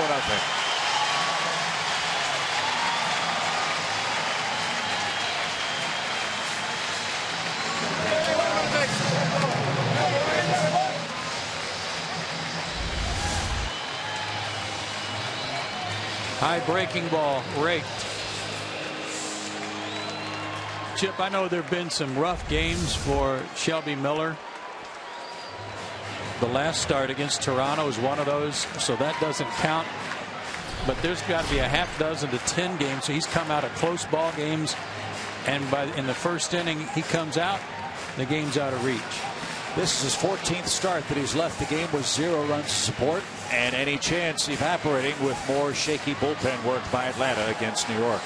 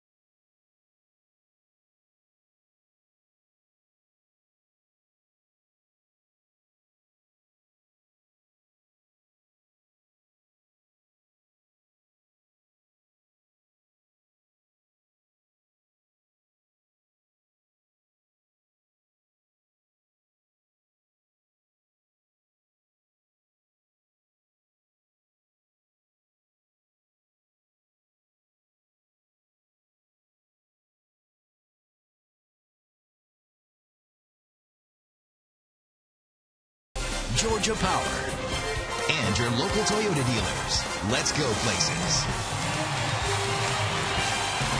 Beginning working for the Mets. 2 runs, 3 hits. They've chased Andrew McCurahan, who could not retire a batter. Now Brandon Caniff is on to face Cespedes, who's got a perfect night of his own working. So 36th appearance for Brandon. It's better than a strikeout per inning pitch. 214, great average against him. 17 walks, too many walks though in 30 innings. That was the 4th time Andrew McCurahan has been in the game this year out of 26 where he did not record an out. So 2 runs, 3 hits in for the Mets. They've extended the lead to 4-zip and a strike for Cespedes.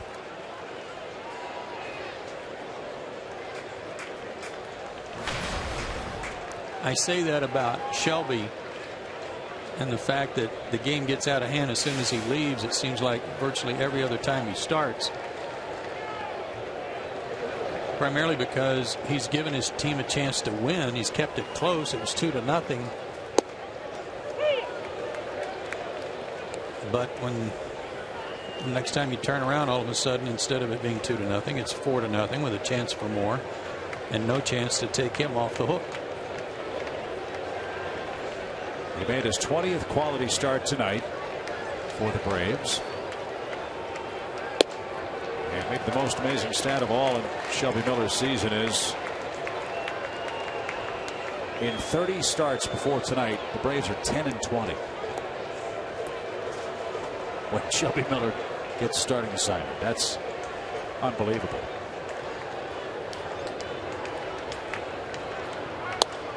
Did he pitch perfectly tonight? No. Did he make a couple of mistakes? No. You're going to. You're going to give up a couple of runs. Yeah, he did make some mistakes, but he overcame that.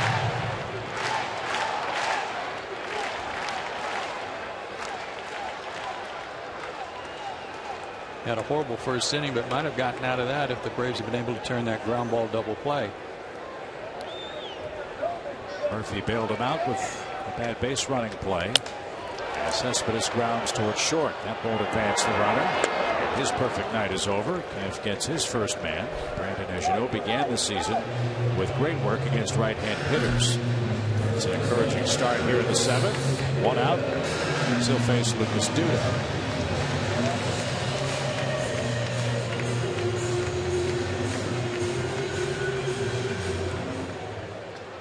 Dudas popped out twice and was intentionally walked back in the 5th.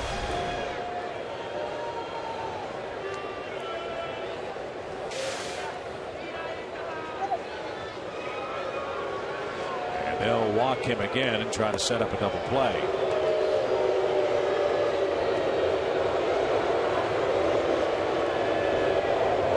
Yarno is the next Mets hitter.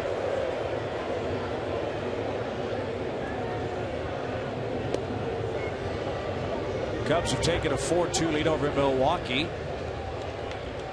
Cubs still have hopes of chasing down the Cardinals, who are losing 1-0 tonight. Cincinnati's in St. Louis and leading the Redbirds in the 4th inning, 1-0. Milwaukee had led that game in Chicago. Yeah, they were up 2-0. Cubs have come storming back tonight. Cubs have beaten the Brewers 7 consecutive games. It's a trap series for the Cubs because the Pirates are coming into Wrigley Field this weekend. Pirates are playing really well so far on their West Coast trip. They took 2 out of 3 from the Dodgers and are leading tonight in Colorado. They beat Clayton Kershaw.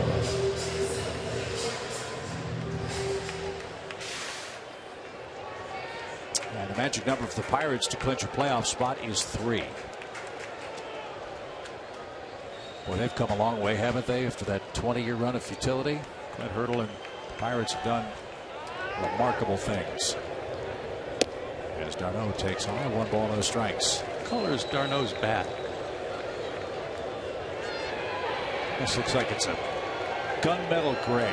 I don't think I've ever seen that. Looks like a steel pipe, doesn't yeah. it?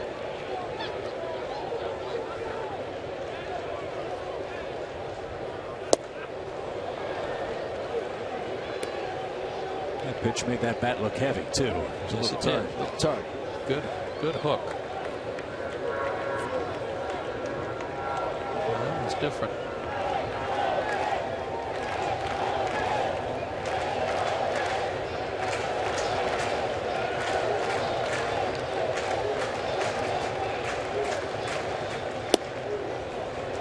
AJ held it there, didn't get the call. 2 balls and a strike.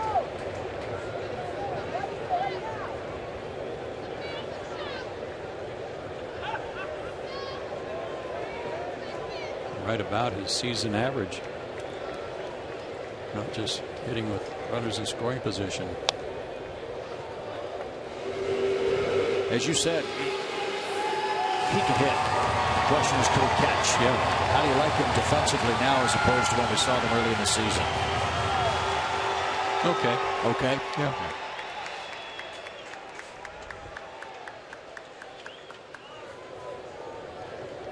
There's some talk that maybe d'Arnaud would be better suited as an outfielder for New York. They got that taken care of now. They're loaded out there. The Cespedes in the fold, popped up out of play. Kelly Johnson could play the outfield too. They've got Kadire, Fordo.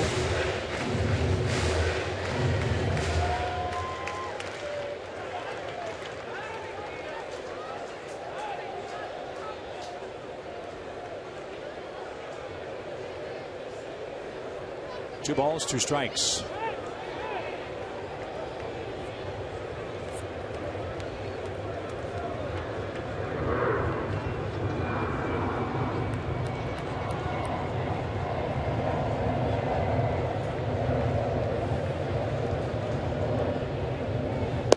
Strike three, good pitch.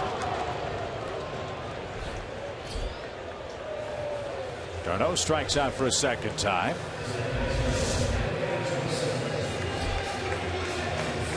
AJ wanted a high strike to see if he could chase something out of the zone. Instead, it was right there. Nice job. That's the old fake uptown pitch at downtown play. Yes, it was. It went from Guggenheim to the Stock Exchange without him even noticing.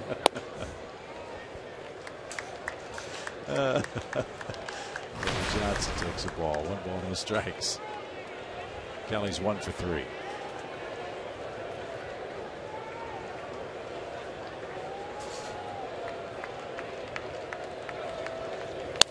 Broken bat, caught. Castro got there, and Kniff did a whale of a job. Runner at second and nobody out. The Mets do nothing else, but they added their lead.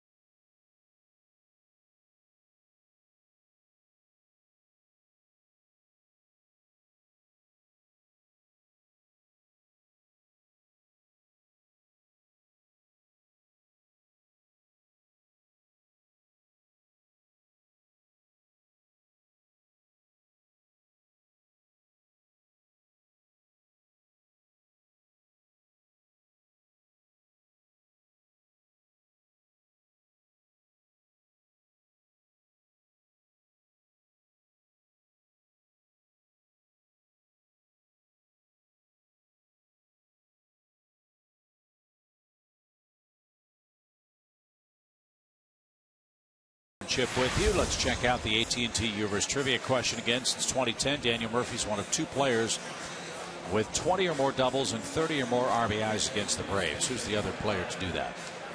Are you going to say Ryan Howard? I'll say Ryan Howard. I'll say David Wright. Okay. Let's see if either one of us, and of course not. Jason Worth is the answer. Well, we only had like 299 players to go. Are we sure that question wasn't who's the only Philly or Met to have those numbers? Those trivia, that's not even trivia. You know, that's statistical analysis 101. Right. That is, go to your computer and look it up, and you still wouldn't find it. Right. So are we going to file an official protest? No, because maybe tomorrow it'll be one like who was the MVP for the Mets in 1962 under Casey Stengel? Don Zimmer, of course, would be the answer for that, right? Yeah, Richie Ashburn. Yeah, wonderful. Tyler Clippard is on to pitch. Pedro Ciriaco is the batter, and again with no offense to Tyler Clippard, the Braves have hit him historically very, very hard. That's why those 2 add-on runs in the 7th are so painful to watch. And Tyler Clippard, as good as he's pitched, is having a rough spell of it right now. His last 2 appearances against Atlanta, in Atlanta, 2 innings, 4 hits, 3 runs, all earned, a walk and 3 strikeouts. Gave up a big homer to Garcia.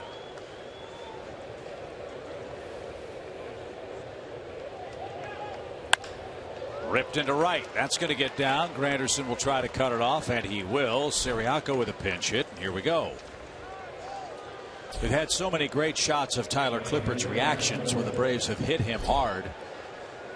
The last time we were in Atlanta, he was on the dugout bench, slapping the cushions, palms held to the sky, looking up at the top of the dugout roof, saying, what in the heck do I have to do to get these guys out? Yeah, because he's been outstanding against everybody else. Mostly fastball changeup. But the Braves, by comparison to some other closers and setup men, the Braves have owned him. Fly ball to right. This one will be caught. Michael jumped on the first pitch and is retired. 1 away. And Daniel Castro's the hitter. Andrew McKirihan did not retire a batter. Gave up 3 hits, 2 runs. Kniff did a nice job, an inning of 1 walk, 1 strikeout ball. He's a 3-hit shutout over 6. Addison Reed a 1-2-3 7th. Now Clippard 1 on 1 out in the Atlanta 8th.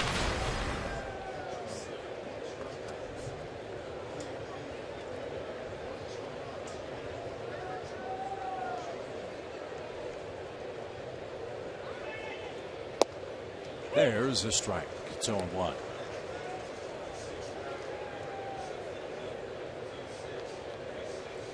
Nice crowd, 26,362 in New York. With a lot going on.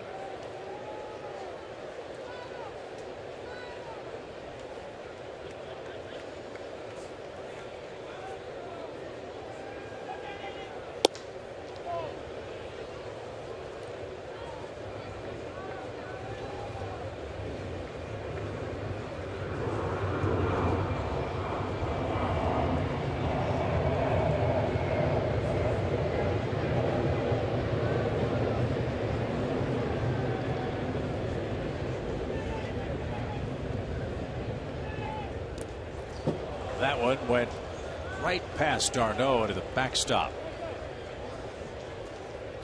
Remember when I said okay? Yeah.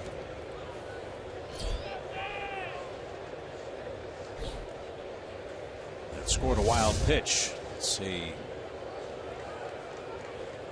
So there wasn't just a whole lot of catcher type effort into that.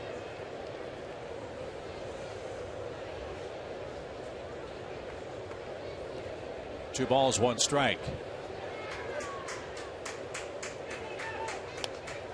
Foul back. There's the changeup. Not to belabor the point, in a game like this, that play is maybe not as important as it would be in postseason play. Right.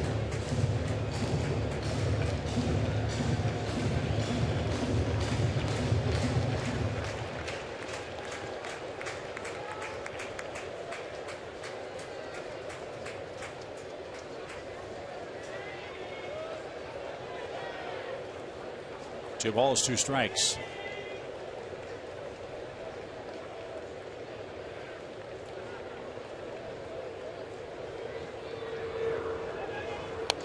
Good cut.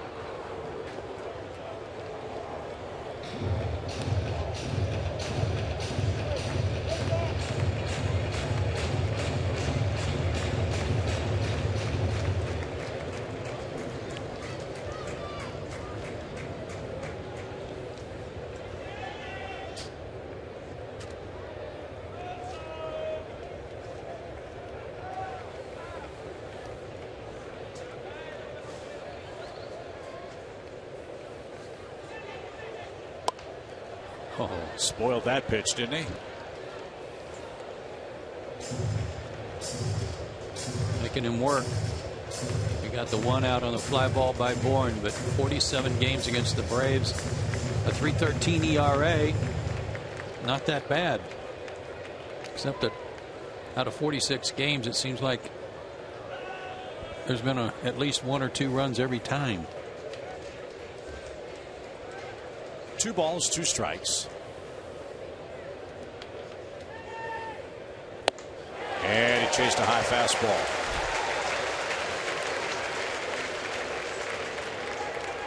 That one collarbone high, and Daniel couldn't catch up. 2 outs.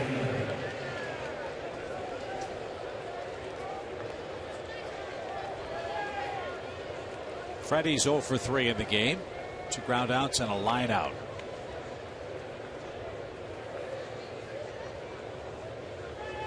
Braves have begun their final road trip of 2015. The road has not been kind to the Braves this year. They're 23 and 52 on the road. They've dropped 17 of 20.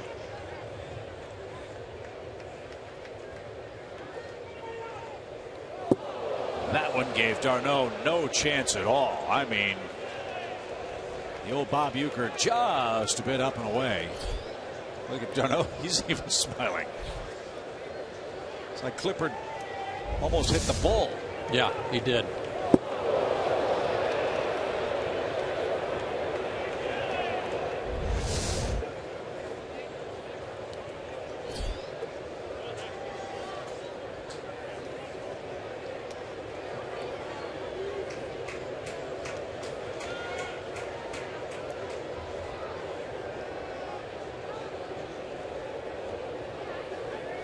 One ball, no strikes.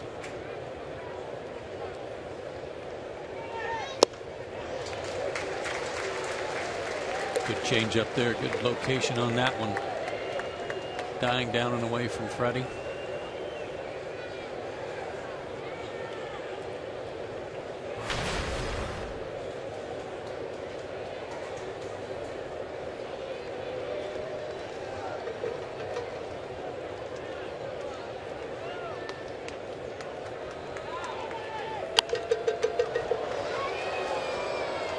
Way ahead after a 92-mile-an-hour fastball was fouled back.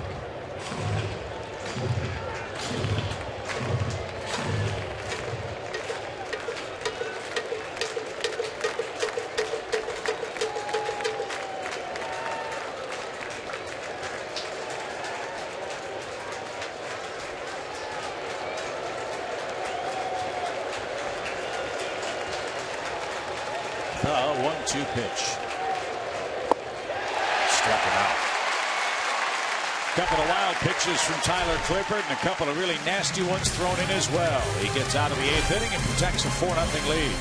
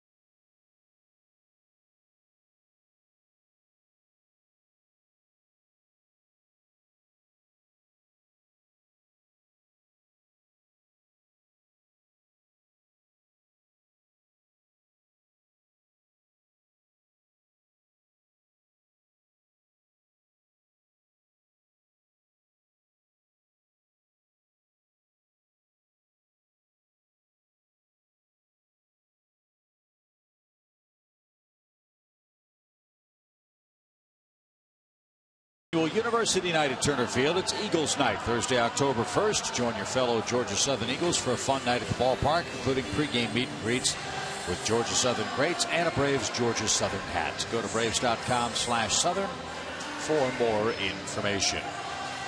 New York 4, Atlanta nothing. And another new fresh face comes in to make a debut tonight. It's Daniel Winkler. His first big league appearance. He becomes the 60th different player and the 16th man to make his debut for the Braves this season. He underwent Tommy John surgery on July 1st, 2014. Braves took him in the Rule 5 draft, taking a chance on a guy that they hoped would bounce back from the surgery to be healthy again. You saw those minor league numbers, 33 and 22 in the minor leagues for the Colorado Rockies. 6'3", 200-pounder out of Effingham, Illinois, by way of Central Florida University. He's been throwing it at home in some simulated games, but this is his first game action since early last season. So what a thrill for him. If he's from Effingham, Illinois, I'll bet he watched A.J. Brzezinski playing for the White Sox. Probably so. Now he gets to pitch to him for the first time as a major leaguer after all of the long bus rides and recuperations of Tommy John. Watching those simulated games, he had a funky arm action. Oh. And that got fielded Culbreth.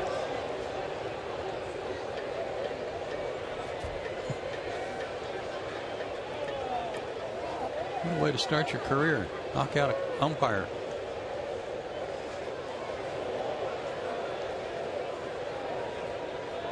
It must have gotten right in between the shin guard, kneecap guard, and the shin part. Just a little bit of leather on that from A.J. deflected it there.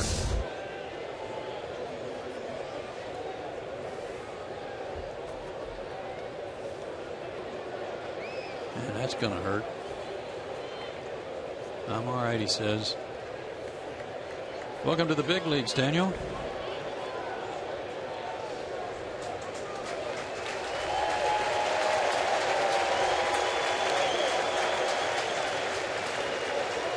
Andrelton's probably in there going, wow, trying to like hurt people just getting here.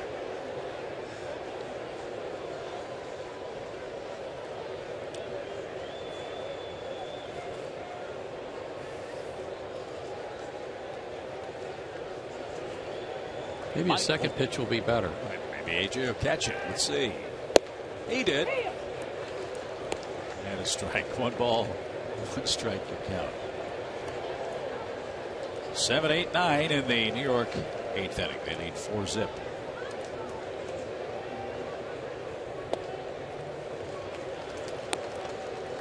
I mean, just think about it. What'd you say? This is the 60th? 60th different player, and the, I believe it was 16th man to make his debut. Yeah, I was just thinking about poor Ben Acree. He's the equipment manager, and the Braves have used up all their numbers, and now we're in the 70s. Well, think about it. Right. It's 2 25-man rosters and 10 more players. And that is his first big league strikeout. He punches out an umpire and a hitter all in one sequence. And AJ will throw that one out. Good for him.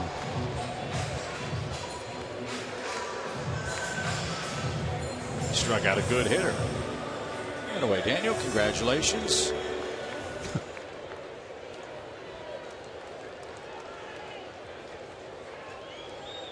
And there's out number 1. Ruben Tejada came on a short while ago, his first at bat of the game.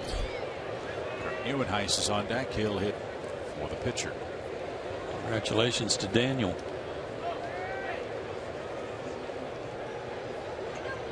He and Conforto might play for 20 years and talk about this. There's a strike. One of the Colorado Rockies fan blogs, when Winkler was picked up by the Braves in the Rule 5, was absolutely despondent over the fact that he was no longer wearing the purple pinstripes. The fan really liked what Winkler, as you said, had done in the minor leagues. It was exactly the kind of pitcher that this fan felt Rockies ought to try to keep. Maybe their loss will be the Braves' gain.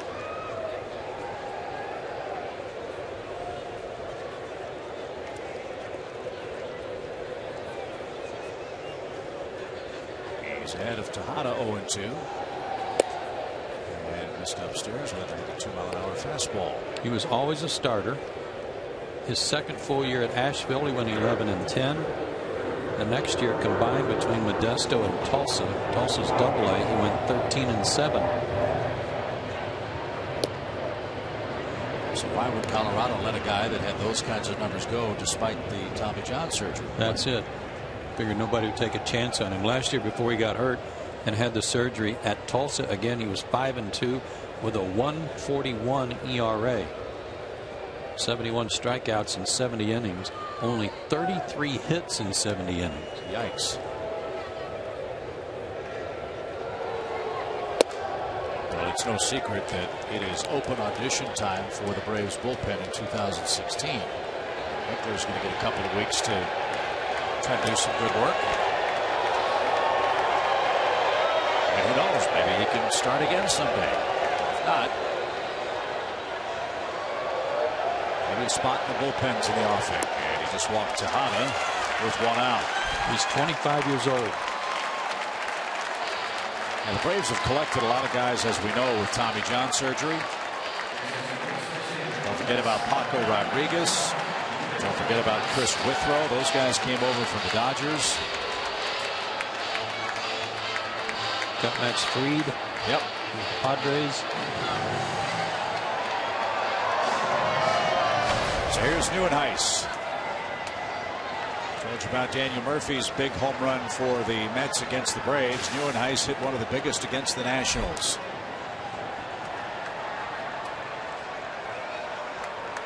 Three comeback wins for the Mets over Washington that pretty much put the East out of reach for them.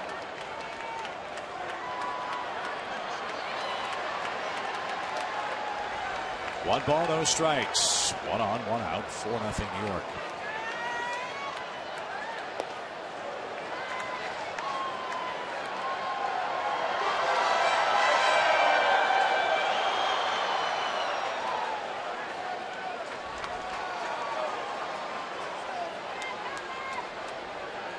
Braves will have their 4, 5, and 6 hitters coming up in the ninth.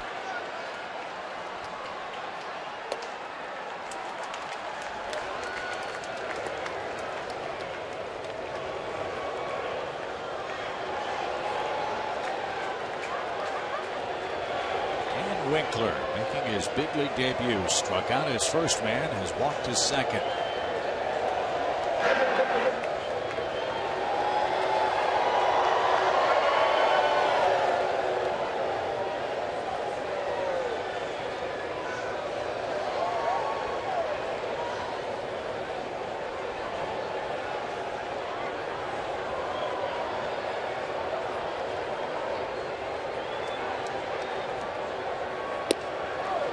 Swing and miss, 2-2.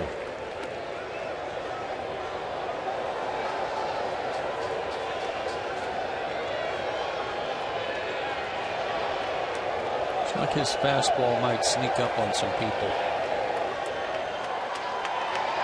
Hard to pick up.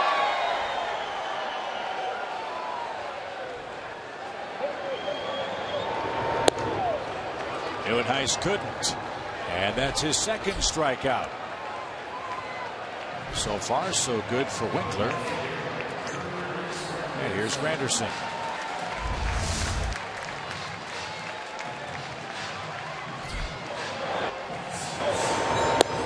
His fastball almost looks like it's kind of going uphill from that arm angle. Brady's going to go get someone to finish the inning and let this young man go to the dugout on a very successful note. Good job, Freddie said. Well done, Daniel. Major league debut, his first 2 big league strikeouts.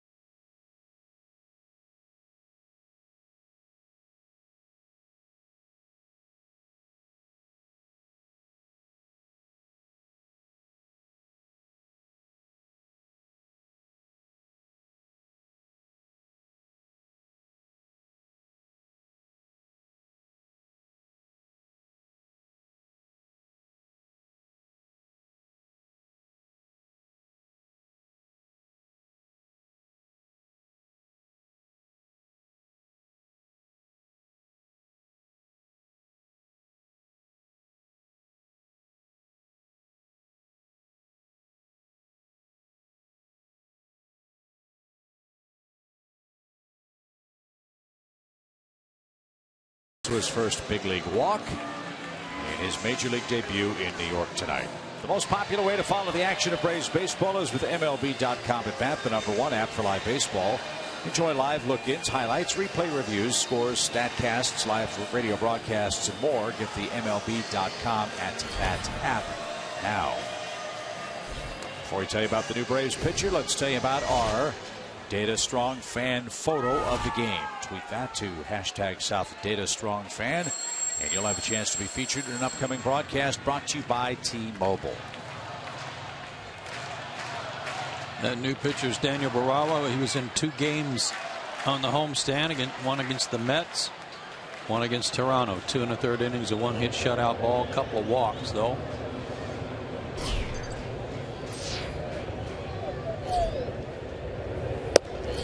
And he comes in throwing hard, 95 miles an hour, and a strike for Granderson.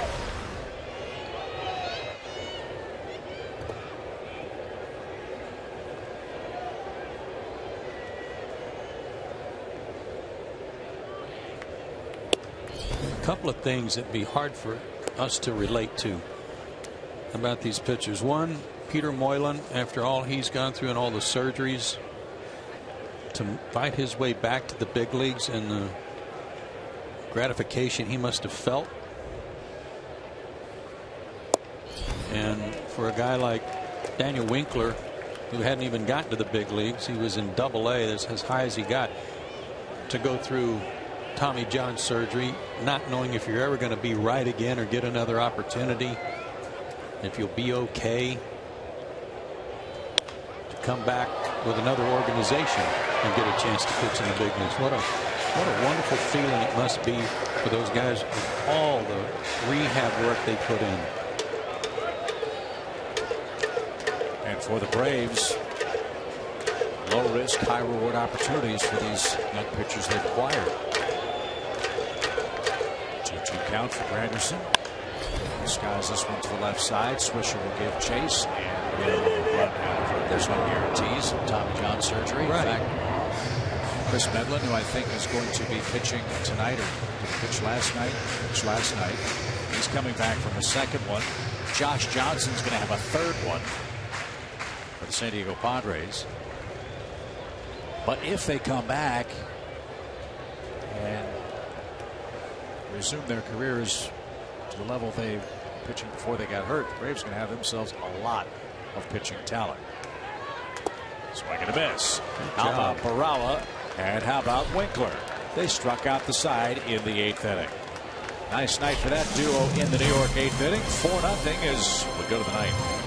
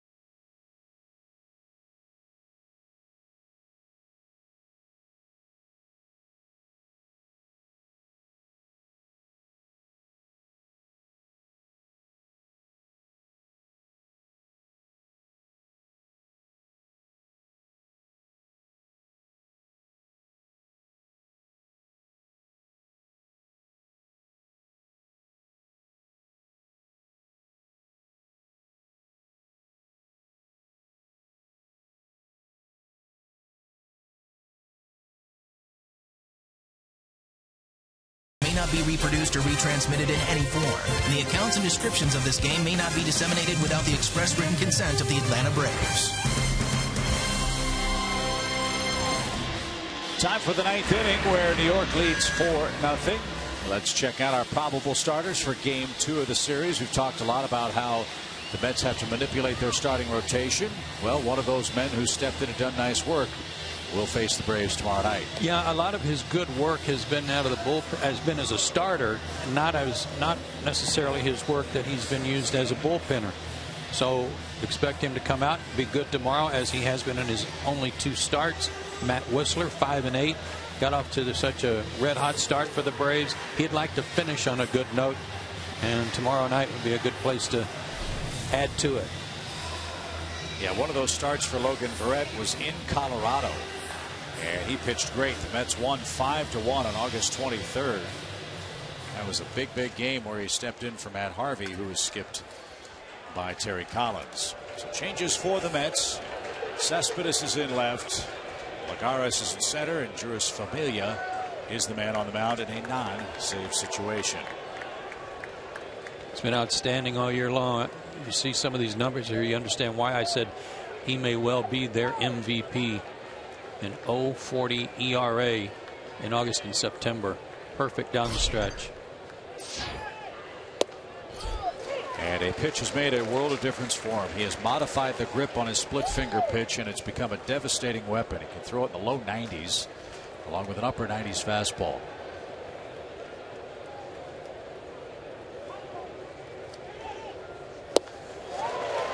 And that might have been it. Yeah.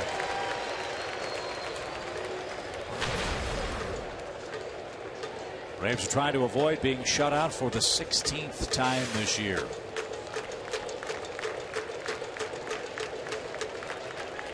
Quick pitch, and Garcia lucky to back away. That is another move that LaTroy Hawkins has taught Familia. Got in a hurry with that one.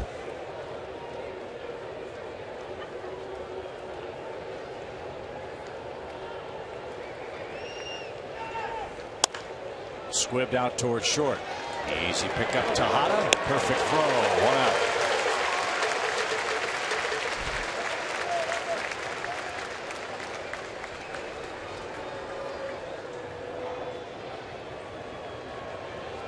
Here's AJ.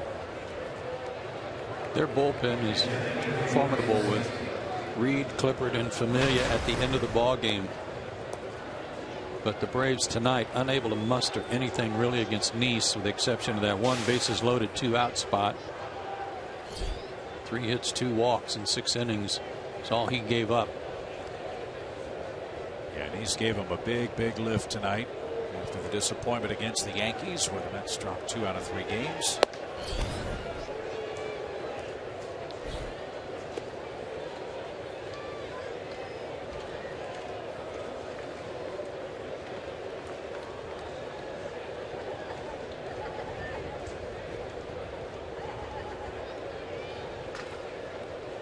One ball, no strikes for A.J.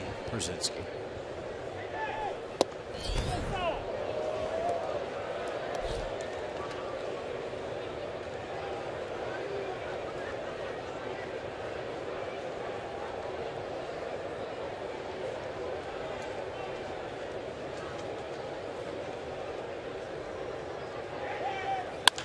Sharply hit and into center field. A.J. has another base hit. Turned that 96-mile-an-hour heat around.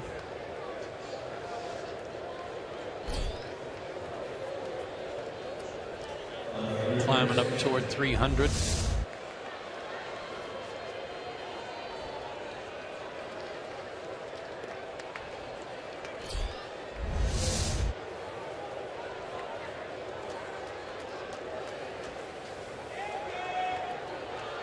See if Swisher can keep the line moving. Nick tonight 0 for 3. Hit into a double play in the 4th inning. Braves had 2 on, nobody out in that spot. That was the ball that was speared by Nice. He started the nifty twin killing. Play that Joe said, and rightfully so, the ball found his glove. Way outside from Familia. 1 ball, no strikes.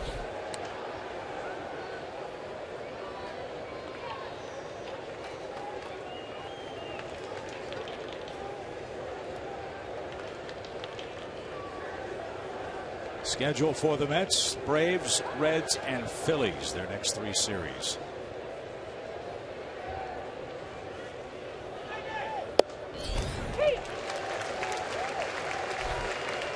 Those 3 teams are a combined 90 games under 500. Yeah, they're in a good spot. Magic number is 8. They could have that whittled down considerably by the end of next weekend. Broken bat roller right side. Kelly Johnson makes the smart play with a big lead. He gets Swisher on a broken bat.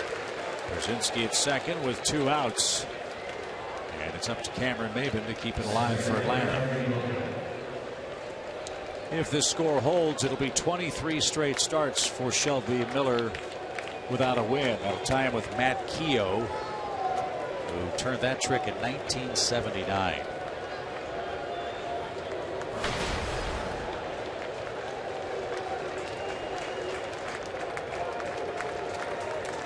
The record is 27, set in 1916.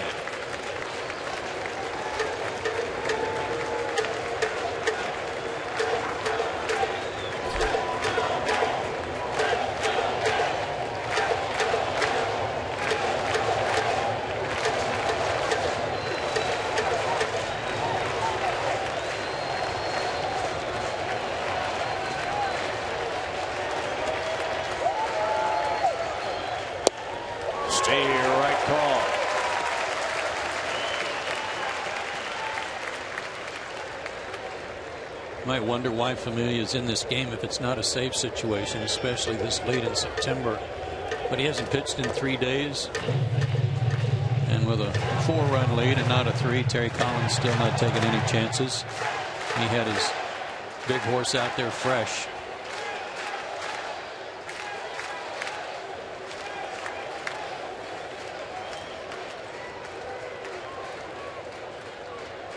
On strike for Cameron Maybin.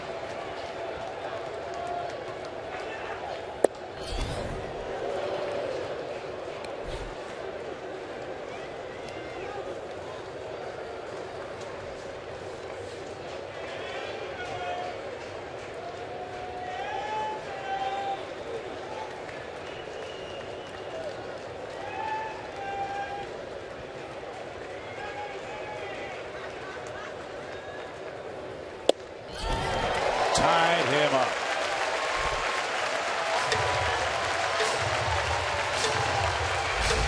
Now they really ran in on him at 95.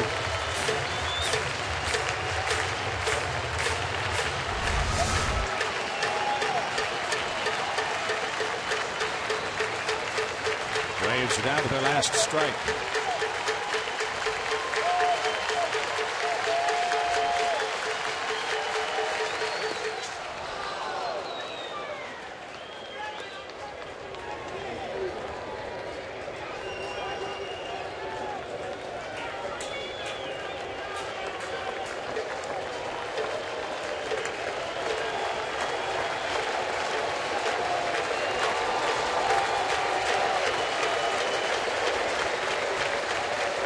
Balls, 2 strikes for Maybin.